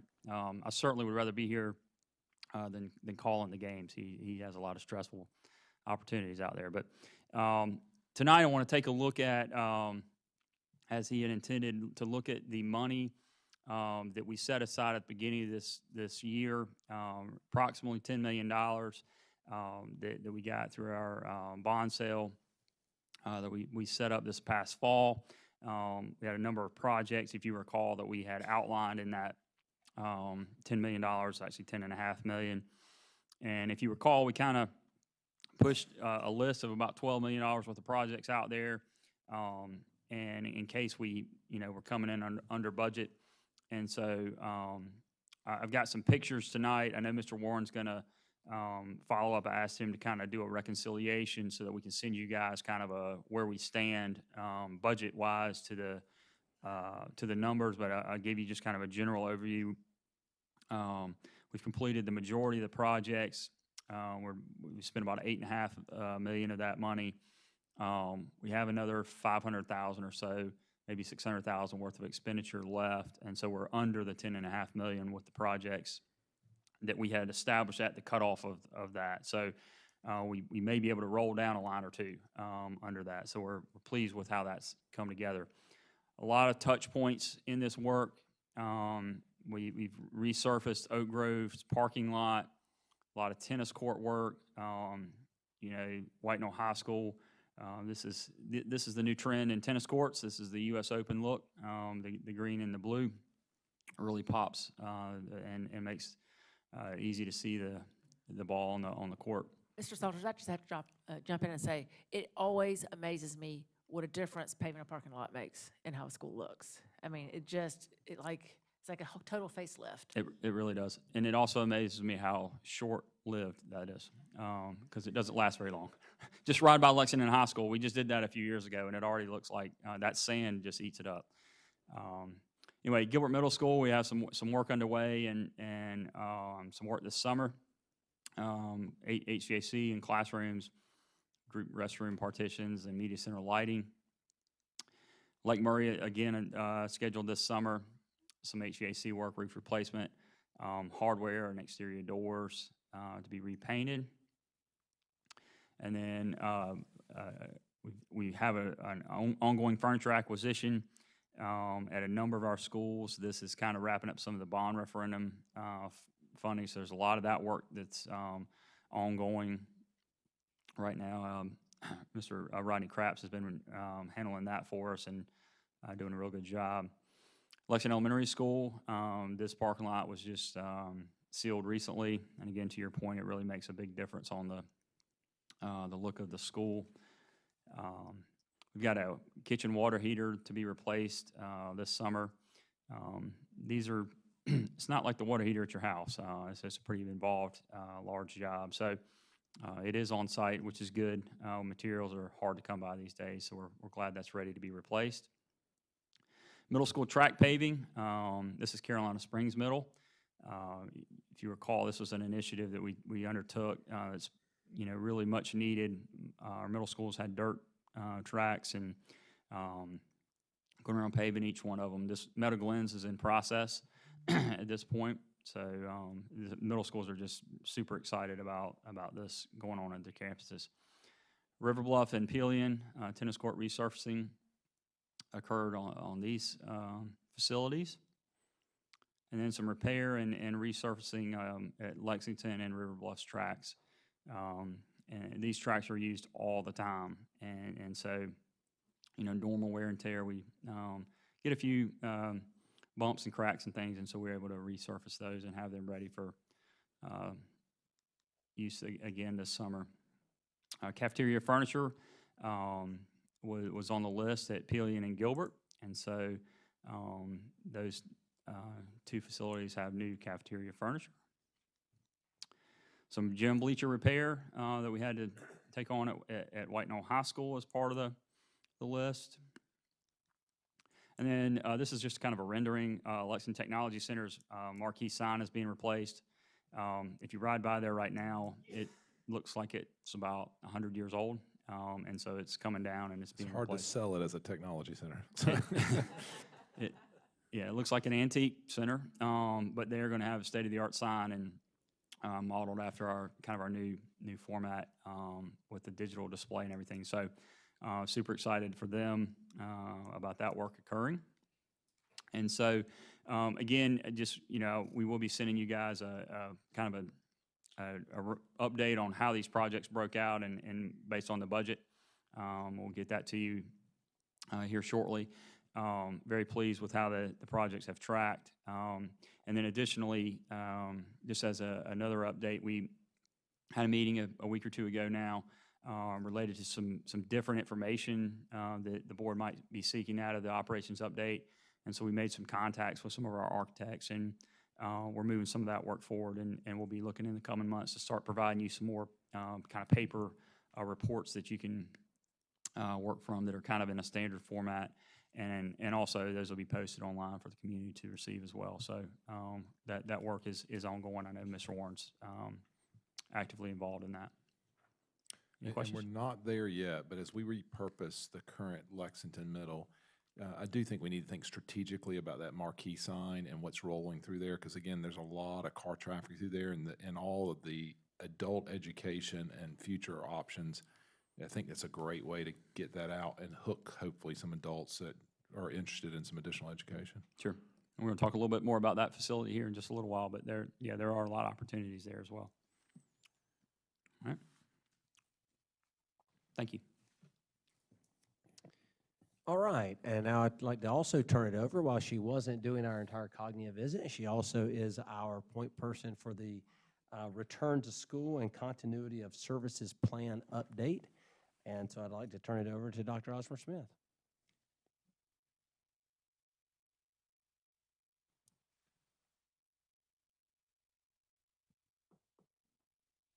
Good evening, Madam Chair and board members. I'm really happy to be here tonight to talk to you just a little bit about our return to in-person plan. I could bend over, but it's so much easier if you'll bring it up to me. Thank you. All right, so as I've talked to you about before, this plan is attached to the American Rescue Plan Act, which was signed into law in March 2021. In that plan, it does require school districts to create two different plans. One is the Safe Return to In-Person Plan, which I'm presenting to you tonight, and the other is called the Elementary and Secondary School Relief Fund Plan. So in terms of our Return to In-Person Plan, we do have a periodic review built into it. And in that, we engage in, throughout the year, a review of the updated guidance from DHEC, from the Department of Education, as well as from other health partners to determine what parts of the plan we need to change. We then ask for feedback from stakeholders, including families and district staff, to determine if those edits that we are making are in accordance with what we need to be doing. And then finally, we present those changes to the board, which is why I'm here with you tonight. So at the beginning of May, that first week of May, at the same time when Cognia was visiting us via Zoom, we did send out a survey to our families and to district staff. And we received over 1,800 survey responses when we sent that survey out. Of those responses, 1,616 came straight from families or from parents and guardians of students in our district.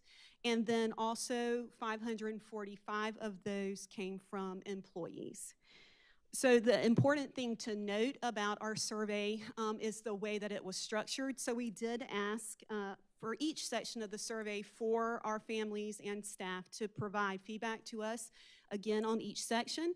And in that, they could either select leave the section as we had edited, or they could provide additional feedback in the wording. And through that survey, 90% or more of the participants indicated we should leave it as edited on each section of the survey. So what does that mean for our plan? First, we made a variety of changes. A small one that we made throughout the plan was just to update school years, and so that had to happen in a couple of spaces, and we did do that. There were 2 substantive changes in terms of language in the plan, and you see those 2 sections listed on the screen, and I did want to kind of talk with you about what those changes were. So specifically for modifying facilities, we went back in and re-looked at the elementary section and put it in line with what DHEC guidance had suggested. And so in that, as long as elementary schools remain under that positive threshold that DHEC has set, schools will use an instructional model that is typical. And we outline what that looks like, but it's normal lunch, recess, all of that kind of thing. However, if elementary schools do go above the threshold that DHEC names, we may move to using smaller groups in classrooms or in large settings, so that might aid both physical distancing and contact tracing. So again, that would only happen if a elementary school would go over that particular threshold. The other section that we made some substantial changes to were the contact tracing in combination with isolation and quarantine. Again, it kind of matches what I just said for the other section. As long as we stay under that positive threshold, school will run as normal. However, if the threshold is reached at a school or a site, we will follow the most updated DHEC guidance in terms, in relation to contact tracing, quarantining, and isolation. So at this time, that was really short. At this time, if you have any questions, I'd be glad to answer those for you. Ms. Garris, do you have any questions? No? Dr. Powers? No, I just, again, want to thank you and the team. All these transitions are not easy. And again, the more we can get back into a regular, predictable routine for our families and our teachers, the more we can continue to focus on instruction and not transactions. So thank you. Thank you. Mr. Anderson, any comments or questions? Dr. Smith? No. Mr. Oswald? You good? Ms. Henson? So with the contact tracing, can you go back one slide, whoever's controlling this? Oh, you're controlling. Okay, contact tracing in combination with isolation and quarantine. Right now, are we still keeping contact with those numbers in our schools? Have any of our schools made it to the point where they've had to do any isolation and stuff? I'm going to pass it over to Dr. Little. No, we're way, way, way below. And so this is all with respect to COVID?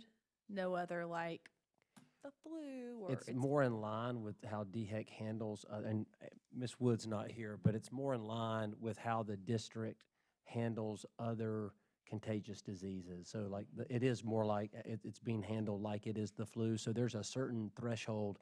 So if we have like a stomach bug breakout right, so, okay, or a that's where I was flu going with breakout this. at a school, it would be in line with those kinds of things. I believe that number is 10%. Is that correct? Yes. So you got to think for a school to reach the 10% threshold over a 2-week period is going to be bug or right. It would be a significant breakout at that one particular school. It's also by school again. It's not by district, which I've been more in favor of for a really long time, and wish DHEC would have taken a different approach about that. So it's not kind of a big broad brush, but more specific. But no, we've not even approached really like even 2% since we moved into the other thing. It's been way, way, way, way below the 10% threshold. Okay, so this is illnesses, not, okay. Yep, positivity. Okay. Okay, thank you. All right. That's all I have, Madam Chair. All right, we are moving into citizens' participation, and I'm going to read an abbreviated version of the long spiel that I usually read. We're in the citizens participation time. In order to speak, you must be a parent, legal guardian of a student currently attending a Lexington District 1 school, a taxpayer residing in the Lexington District 1 attendance area, an employee of the district, or a student currently attending a Lexington District 1 school. You may comment on agenda items, school operations, policies, or programs. You may not speak about or name specific individuals, whether students or school or district staff. We want to remind you that this meeting is being live streamed and that the recording of this meeting will be part of the public record. We have one speaker tonight, so I'm gonna skip this. If you are unable to attend this evening or are uncomfortable addressing the board in person, you may reach out to the board by email, telephone, or mail, and our contact information is available on the Lexington District 1 website. We welcome all messages. Our first speaker is Mr. Murray Kynard, who lives in Lexington and wants to speak about Lexington 1.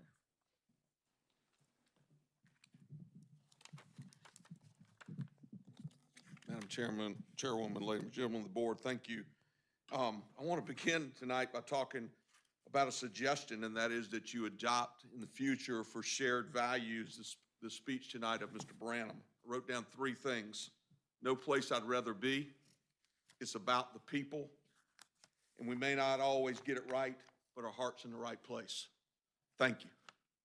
Tonight, I want to single out those members of the district staff that maybe aren't the face all the time, and those are the people that are seated in front of me to my right. What a tremendous job you all do. As with any organization, this organization could not work without the hard work and the dedication of you people. And I want to thank you tonight on behalf of myself and other citizens that feel that way. Obviously, we want to thank teachers as the year's coming to the end, but I also want to take some time tonight to thank those people that are retiring from this district after long, distinguished careers. I think I read where certain individuals have spent almost 30 years working. Others have spent almost 40 years. These individuals have passed up opportunities to go other places, I'm sure, where they could have made much larger salaries, incomes. But they stayed here because of their love of this place and their love of children. Thank you. These people have shown loyalty and allegiance to this district that, quite frankly, is not seen today. Thank you. These people have been above reproach, clean audits, accolades, accreditations. Thank you. These people have worked under multiple superintendents, which tells us they have the ability to work well with others. They've watched as we've had unprecedented growth in this community. The district will suffer a tremendous loss. There will be hard shoes to fill. You've also done this in the face of unfair criticism. And I want to talk tonight about some of that criticism, because just in the last few weeks, I've heard this banter that 70% of our tax dollars go to Lexington or go to school districts. Frankly, folks, I don't know if it's misinformation or just flat out untruth or just laziness to find out the truth. How unfair to you folks that you've had to deal with that. Lack of transparency. Oh my gosh, what more transparency could you want from a large organization than the budget that's been presented to this group tonight? You're put under a microscope and you performed, and performed with honor and integrity. And thank you. Thank you, Mr. Kynard. All right, we are moving on to new business. Item 12.1 is the superintendent search update. And you may have seen that the district has added a page to our website where you can track and follow the superintendent search. And that's going to be continuously updated. There's not a whole lot to put out there yet. The board is going to meet next Tuesday on May 24th with the search firm, and a lot of the details about the search, the timeline, job description, expectations of the board, the role of the search firm and the board throughout that process will be discussed and decided at that time on next Tuesday. On May 31st, the board will be interviewing superintendent interim candidates, and we hope to have a interim superintendent named in early June, so that we can start to get make sure that we have some stability, and because the plane's going to keep flying, and we're going to keep working and doing the job that's ahead of us, as we also work very, very diligently to find the next superintendent to lead this great district. And I wanted to say a big thanks to the board on the work you did last week on the search firm selection. And I know that we've got great days ahead as we work together to do this, because it's probably the most important thing that we will do as a board is to select the next superintendent. And so that is kind of what's going on right now. We'll pretty soon we're going to have a lot more to talk about. And then the other thing we need to talk about tonight is our focus groups. Before we meet on the 24th, the search firm needs to begin contacting and scheduling our focus groups.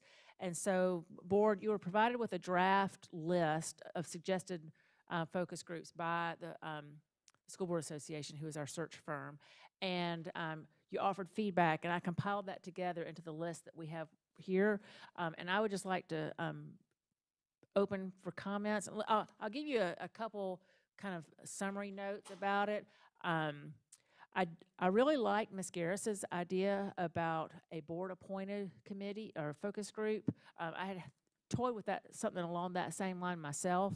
And so you'll see that what I did was I used that idea for the number 16 and 17 focus groups, which would be board-appointed groups, one representing staff and one representing community members, where each board member chooses 2 or 3 members of that focus group. And I think that's really good, because we all move in different circles in the community and have different contacts within the community.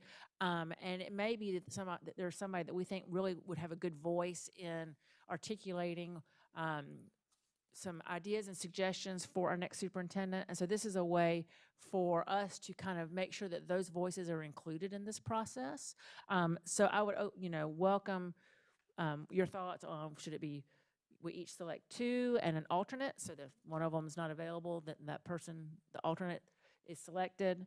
But I thought we should probably have 2 of those groups, one that is staff and one that is community, which could be parents or business leaders. Any thoughts on that? Well, was the ideal size kind of suggested by the School Boards Association, the 15 to Yes, 30?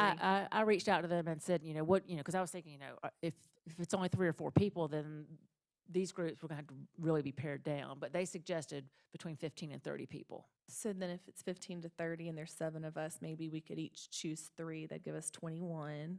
And someone might be absent or not be able to. Right. I mean, do y'all have a preference? I was actually going to make that suggestion. So 3? Okay. And what I would suggest is we each select 3 plus an alternate, so that once the invitations are sent, if one of our options is not available, that the alternate will be invited. Is that okay? Mm-hmm. All right.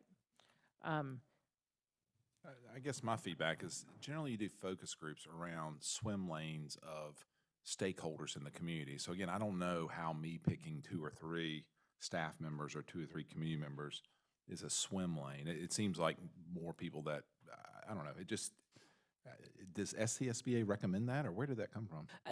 We could do that however we want. I know, but they do a lot of searches. So again, is that what they recommend, that each board member picks 3 or 4 supporters or community members or staff members? Well, I mean, this is more driven by a board member's idea Okay, so SCSBA hasn't provided feedback on if that's standard. No, I mean, their feedback is this is completely our process and we own it, and we can set the focus groups however we want it, was their feedback. And there will be community meetings, and they had suggested 3, but I agree with Ms. Henson's comment that we should have 1 per attendance zone, which just makes it, that's how we would do, any other community meeting is 1 per attendance zone. So, Dr. Powers, just piggybacking off of your comments on 16 and 17. So, we've got staff and community listed there. Community can participate in number 1, where there's the parent advisory group. And then the community can participate in the 5 community meetings. And then board chosen staff, I guess there's a bunch of different staff. So if we do 16 and 17, would we choose people who aren't a part of another group?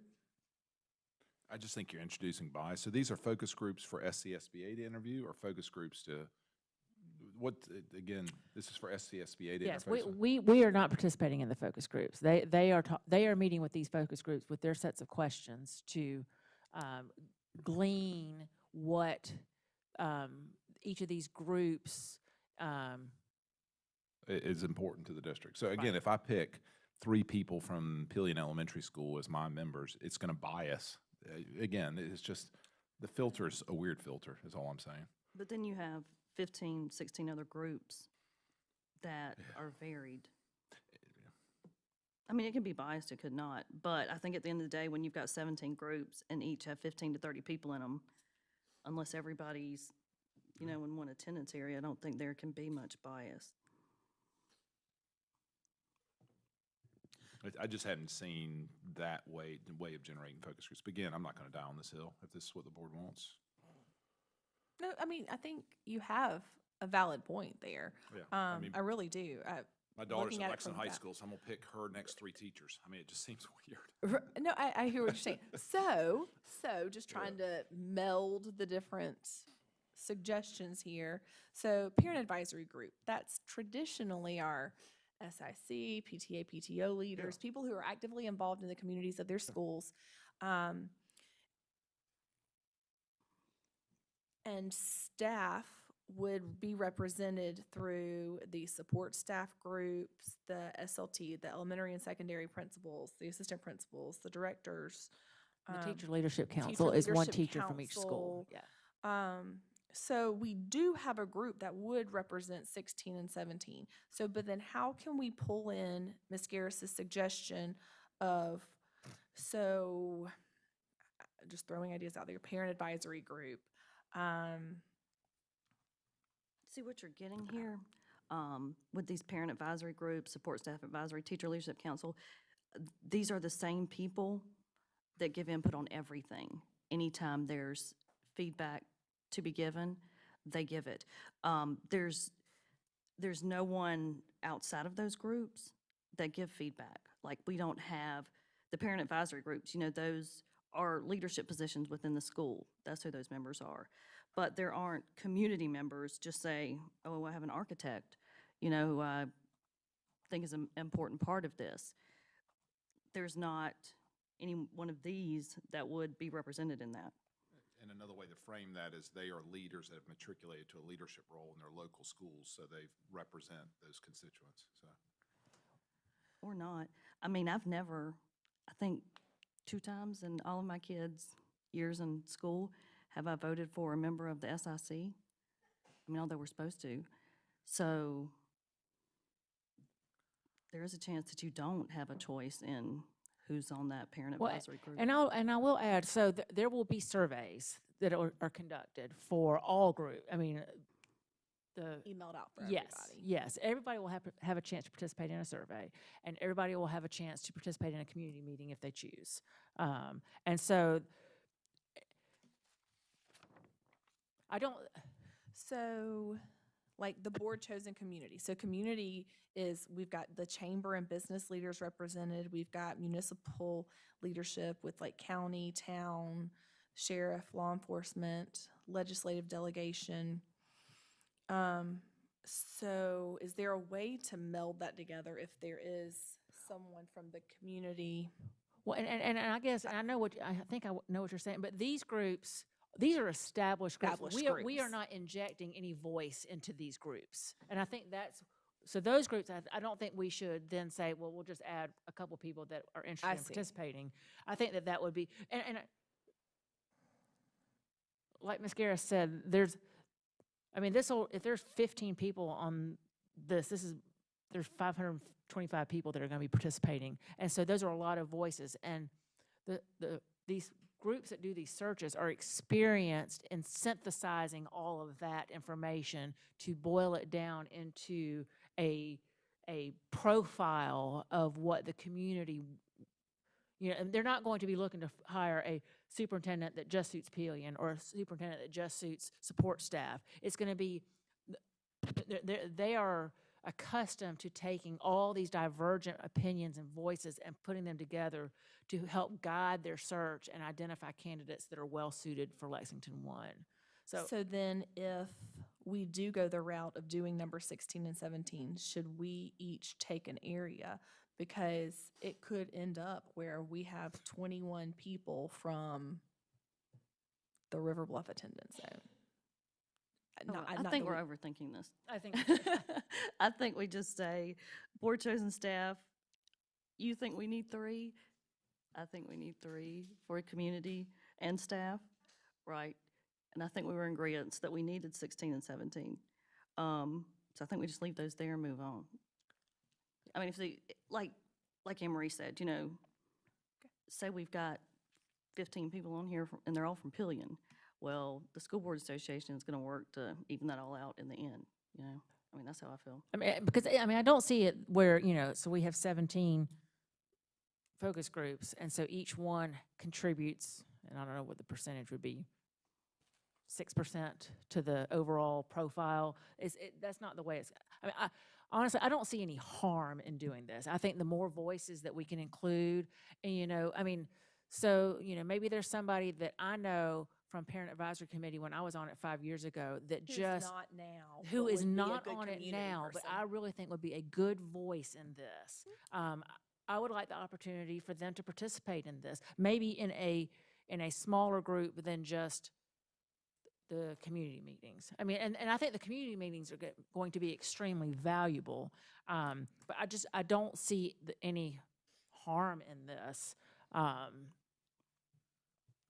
Maybe the benefit is small, maybe the benefit is good, great, but Mr. Oswald or Mr. Anderson, do you have any thoughts on? Well, I think we got everybody but the clergy. I think that was a suggestion. It was. Actually. I mean, we didn't, it seemed like we're trying to make it complicated, and it should not be. It should be a simple process. Anyway.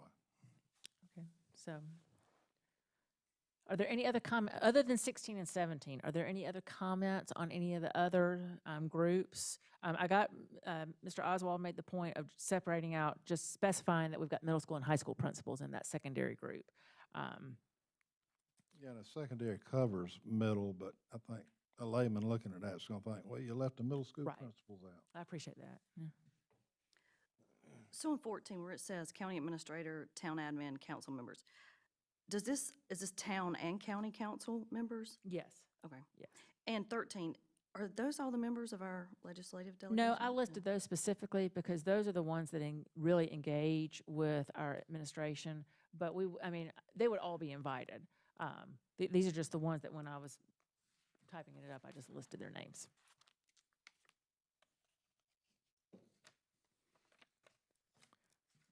Any other?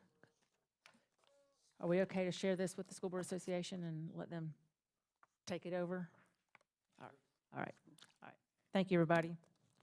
All right, we're moving on to 12.2. Mr. Cooper, the first reading of the 2023-2024 academic calendar.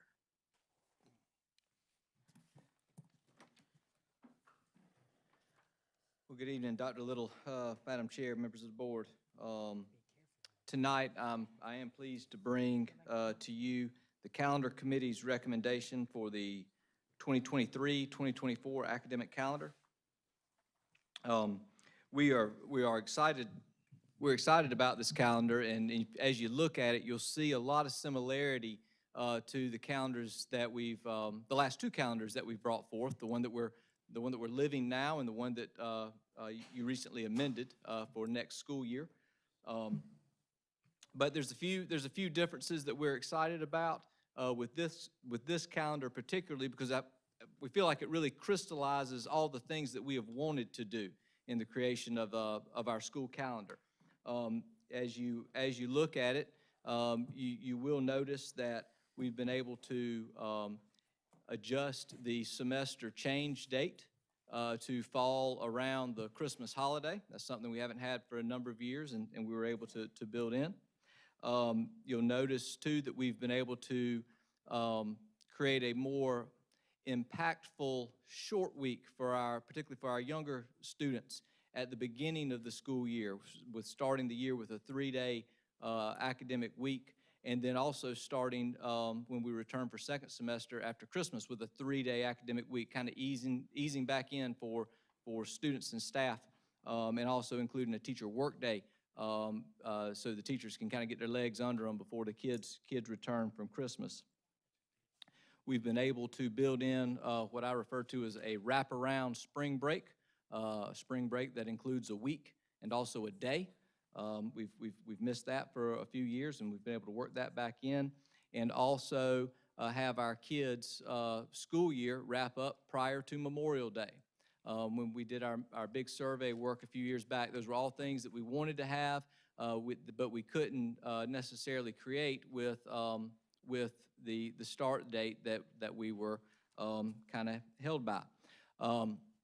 So what we've been able to do is essentially modify our calendar. So when you look at our year-round calendar, our July to June year-round calendar, if we title it as a modified year-round calendar, we are able to start prior to that third Monday of August. And that's what we've done here and how we've been able to create this time in our calendar. We still have the same intermittent breaks throughout the year. As you look at that calendar, you'll see there are no more than 3 or 4 full weeks between a short week and a long weekend, or between that and a traditional holiday.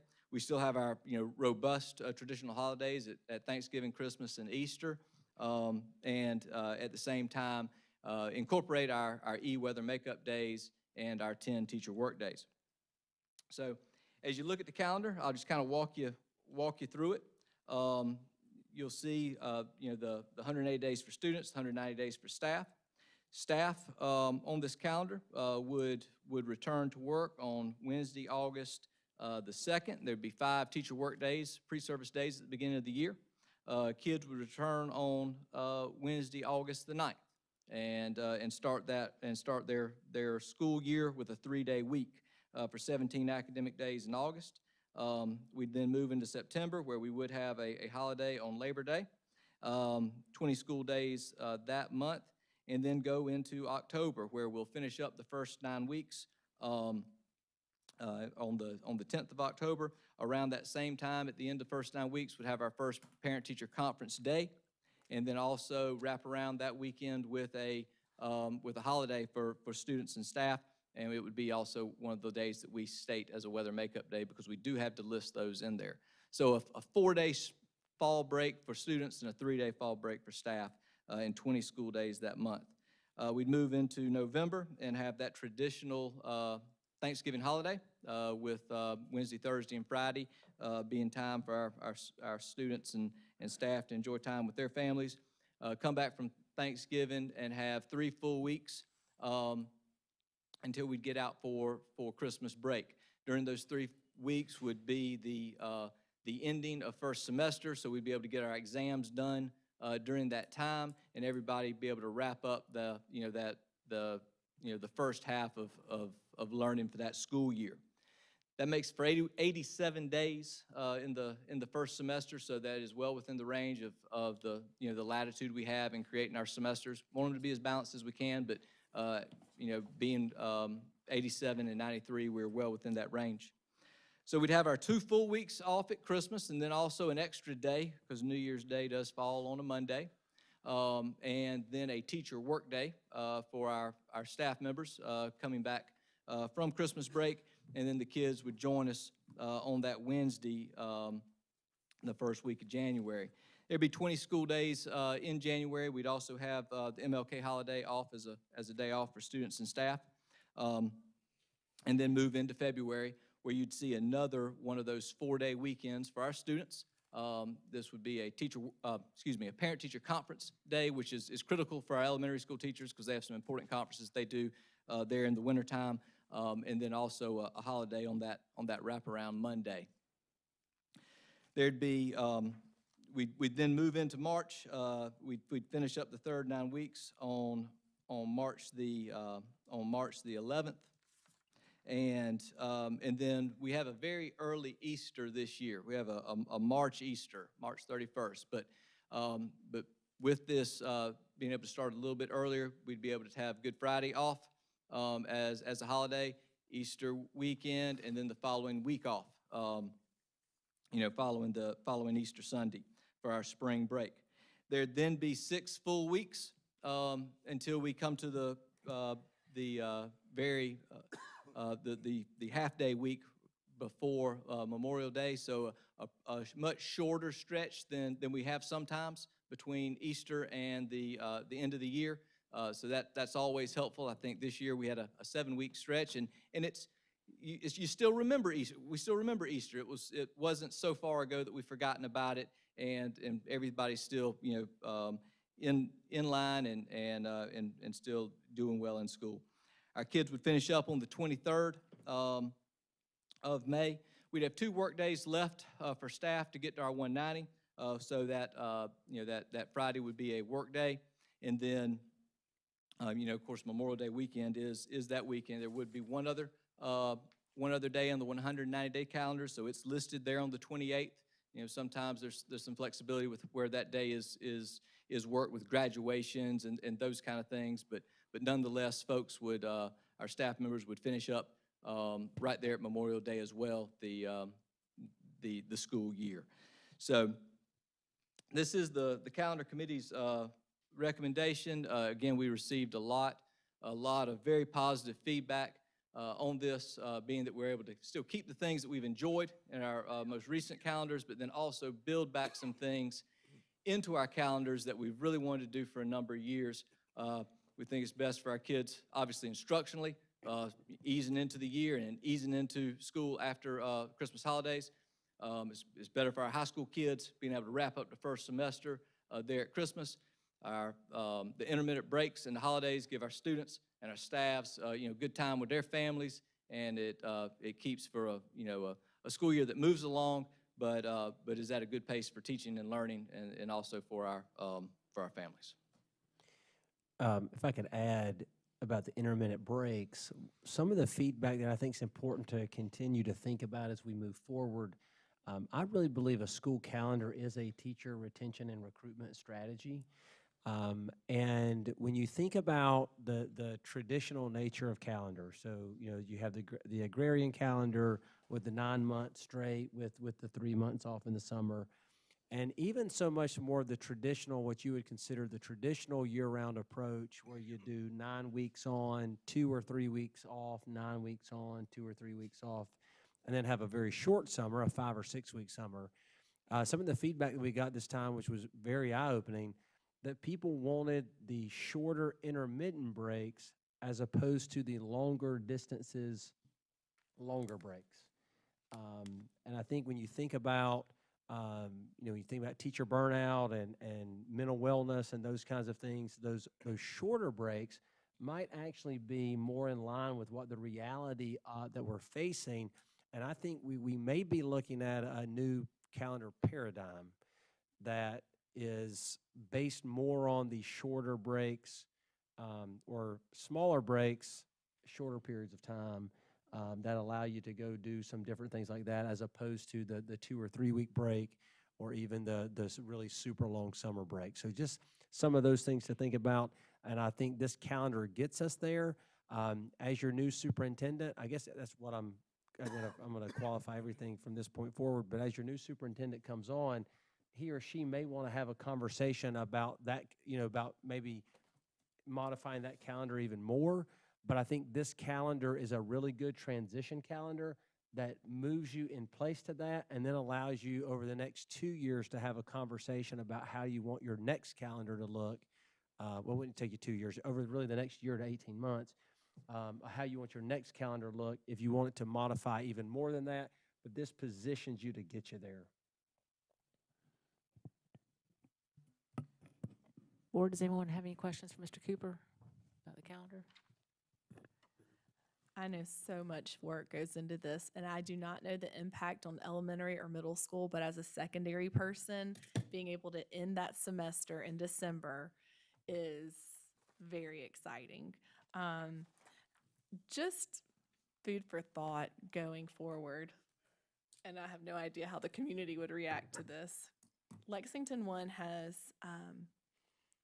forever, I think, scheduled spring break around Easter.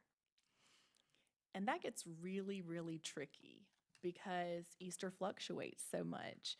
And so a year like this, we're going to have 6 weeks between spring break and the end. Not saying it for this calendar, but I mean, it might be something to look at whether we should have a consistent spring break every year. And we actually explored that a couple years ago and did a lot of work on that. And I actually went through and looked at where Easter fell for like the next 25 years. Oh, really? And it was like that year was like the earliest it was going to be. We're in a, I don't know how, Easter's just going to be late pretty much from now on. And there was a lot of conversation about it. And actually a survey was done of the entire school community. And does anybody recall what the results of the survey were? It was overwhelming. It was like 80-20. Just It wasn't it even around close. Easter. Yeah.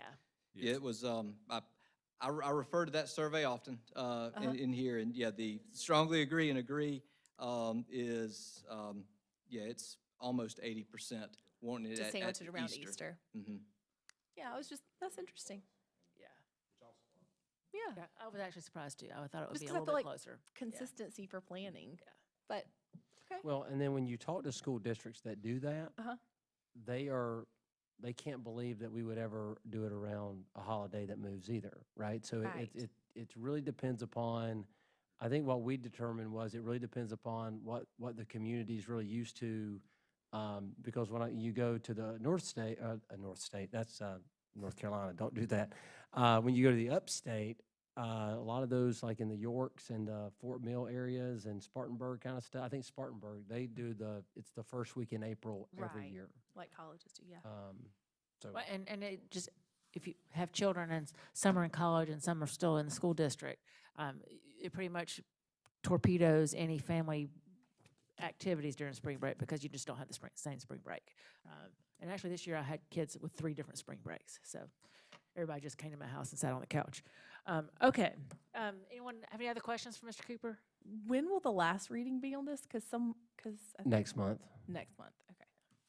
I just have one question. You mentioned, is this a modified calendar? Yes, ma'am. We will, to use the start date we'd like, this calendar will be titled a 23-24 year-round modified calendar. Okay, because you have to call it that because I think, do you have to start after the second week in August in order to be just a normal calendar? Third Monday Third of Monday, August. okay. And if you'll notice, August starts on a Tuesday, so it could be no later than it would be this particular August. Okay. Thank you. Thank you, Mr. Cooper, and please give our regards to the calendar committee and the feedback that they've worked on to make that happen. Thank you, sir. Yes, sir. Thank you. All right, next we have Mr. Salters standing in for Mr. Warren to discuss the Lexington Middle School renaming. Thank you, Madam Chair, members of the board. As you recall, we are repurposing the Lexington Middle School campus. And so with that repurposing comes the opportunity to establish a new footprint and name for that campus. The naming of the campuses and facilities is governed by your policy. Administrative Rule FF-R outlines the process and naming of facilities within the district, and you can reference that. This is just for first reading, and so there'll be additional consideration given to what's presented tonight as we go forward and look for feedback from the board. So this is just kind of a starting point for you guys as we look forward. Just to kind of recap again, programs that are related, that will be relocated to this campus. adult ed, our alternative education services, food service and nutrition, our Lula program, the college center, the parenting center, and then we have some partnerships with Midlands Tech and University of South Carolina. I still can't say U of SC. I graduated there. It's USC. The Palmetto College. So, really quick tidbit about that, because I work there. So it's USC if you're just saying it, but written language is U of SC. It's always USC. USC. And if you don't think so, just ask me. So anyway, just to recap, those are the programs that are being relocated there. We have an extensive amount of work going on this summer, leading into the fall to get all of this moved. These programs are coming from all over the district. Many of them from Rosenwald, obviously the college centers at Gilbert. So there's just a lot of work to go on to move these programs. But you can see there's a learning and service theme throughout the programs are going to be there. And so a lot of work was done in a collaborative effort among instructional services, the program directors and leaders of these various programs to solicit feedback and talk about the goals and the vision for the campus. We always look at the history surrounding a site and a campus in the area. And so that work was done by members of our instructional services team, made connections with Lexington County Museum and the Friends of Lexington County Museum staff and members for feedback, and did some final brainstorming sessions and did some, considered the research and developed some potential names. And so these were the top 3 names that were developed from the process: North Lake Community Learning Center, Community Connections Campus, and the station at North Lake. And obviously you guys are familiar with the campus, but it's often referred to in the history lessons that were given as North Lake and Dreer. Well, Dreer is no longer part of the discussion because it was rerouted. And so we have, I was pointing down here, but it's actually right here, where Dreer used to come in, and now it curves around. And so we have North Lake and as the reference point still. And so the team felt strongly that the recommended choice would be North Lake Community Learning Center for first reading to the board. And that keeps the theme of the Learning Center model and the community input and community outreach, similar to what we have at Rosenwald Community Learning Center, and also pays homage to the location in the area of North Lake. And so that's, the administration recommendation for first reading. Obviously, we'd love to hear feedback from the board over the next month and any other ideas and thoughts that you may have around this work. And we'll bring this back for consideration at the June meeting.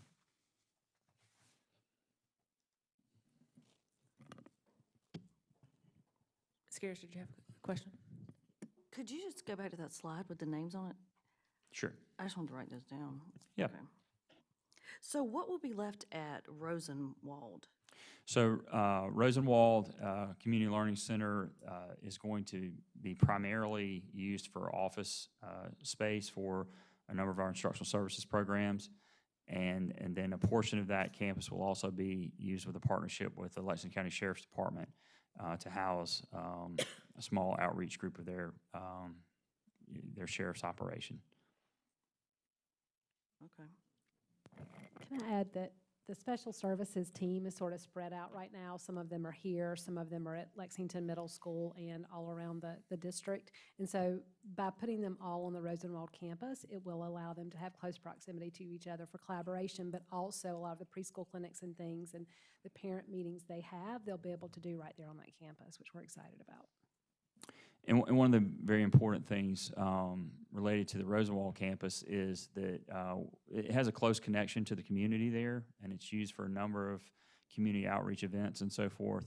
And we will certainly be honoring those on an ongoing basis and maintaining the facility and maintaining access for the community.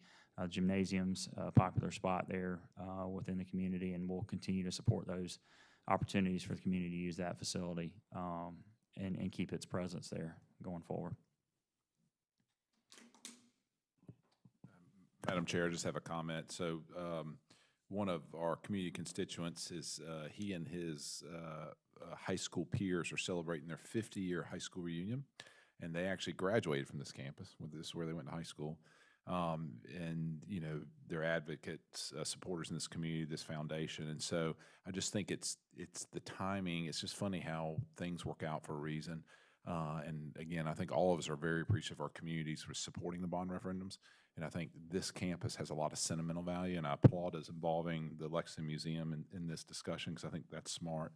But again, I think this board and our community is going to celebrate this campus and it's how it's going to improve. We work on the K through 12, but how it's going to improve for our adult learners, the opportunities for this community, which is going to be great.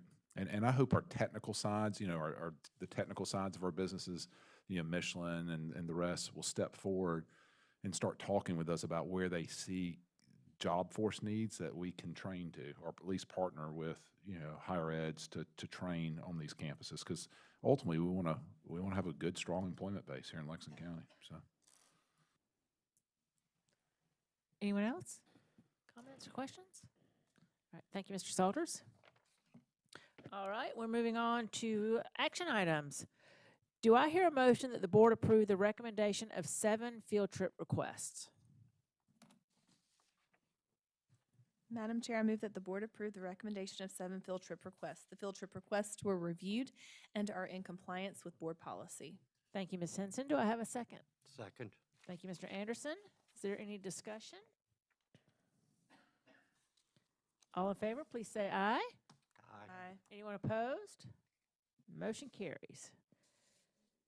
Do I hear a motion that the board approve the recommendation of the administration to petition the town of Lexington for annexation of Lakeside Middle School property located on Old Cherokee Road? Madam Chair, I move that the board approve the recommendation of the administration to petition the town of Lexington for annexation of Lakeside Middle School property located on Old Cherokee Road. The Lakeside Middle School property is known by Lexington County as TMS number 004-300-04-016. Thank you, Mr. Anderson. Do I have a second? Second. Thank you, Mr. Oswald. Is there any discussion? Mr. Salters, if you'll talk us through what we're doing here. Yes, Madam Chair, members of the board. We are, as you are aware, moving relocating the current Lexington Middle School facility to Lakeside. The current Lexington Middle School facility is in the town of Lexington, served by Town of Lexington Police Department, and we have an SRO that's funded and supported through that partnership with the town of Lexington. Additionally, obviously that's one reason we want to petition to be moved into the town. But additionally, an equally important reason is if we are in town, we do not have to pay out-of-town rates for water and sewer services. And that's about a 50% upcharge when you're out of town. And so that could result in about a $17,000 a year increase in our water and sewer bills if we stay out of town. So we think it's advisable to petition the town, and we feel like they'll support the move and are amenable to it, but it'll save the district $17,000 a year approximately, and then also continue the great service we have with our SRO partnership with the town serving that school. Thank you, Mr. Salters. Does anyone have any questions about this? No? Hearing none. All in favor, please say aye. Aye. Anyone opposed? The motion carries. All right. We are now at items for board information. Board, you have received the following reports for information only. Monthly General Fund Financial Report, the Monthly General Fund Budget Transfers, Monthly Capital Projects Report, and the Monthly Unauthorized Procurements Report. As a reminder, we will be meeting twice more to work on the superintendent search, and I intended to mention during the the budget presentation. As a reminder that at our meeting on June 14th, we will have the public hearing for the budget, and that will take place at 5 o'clock on the 14th. And there will be a public comment time during that public hearing, but a notice about that will be issued very shortly. We are meeting on the 24th from 11 to 1 to meet with the School Board Association to develop our kind of to-do list and expectations for the superintendent search. And one last thing, Ms. Henson and I attended the military signing ceremony yesterday at River Bluff High School, and I brought the board copies of the program just because I thought you might be interested in it.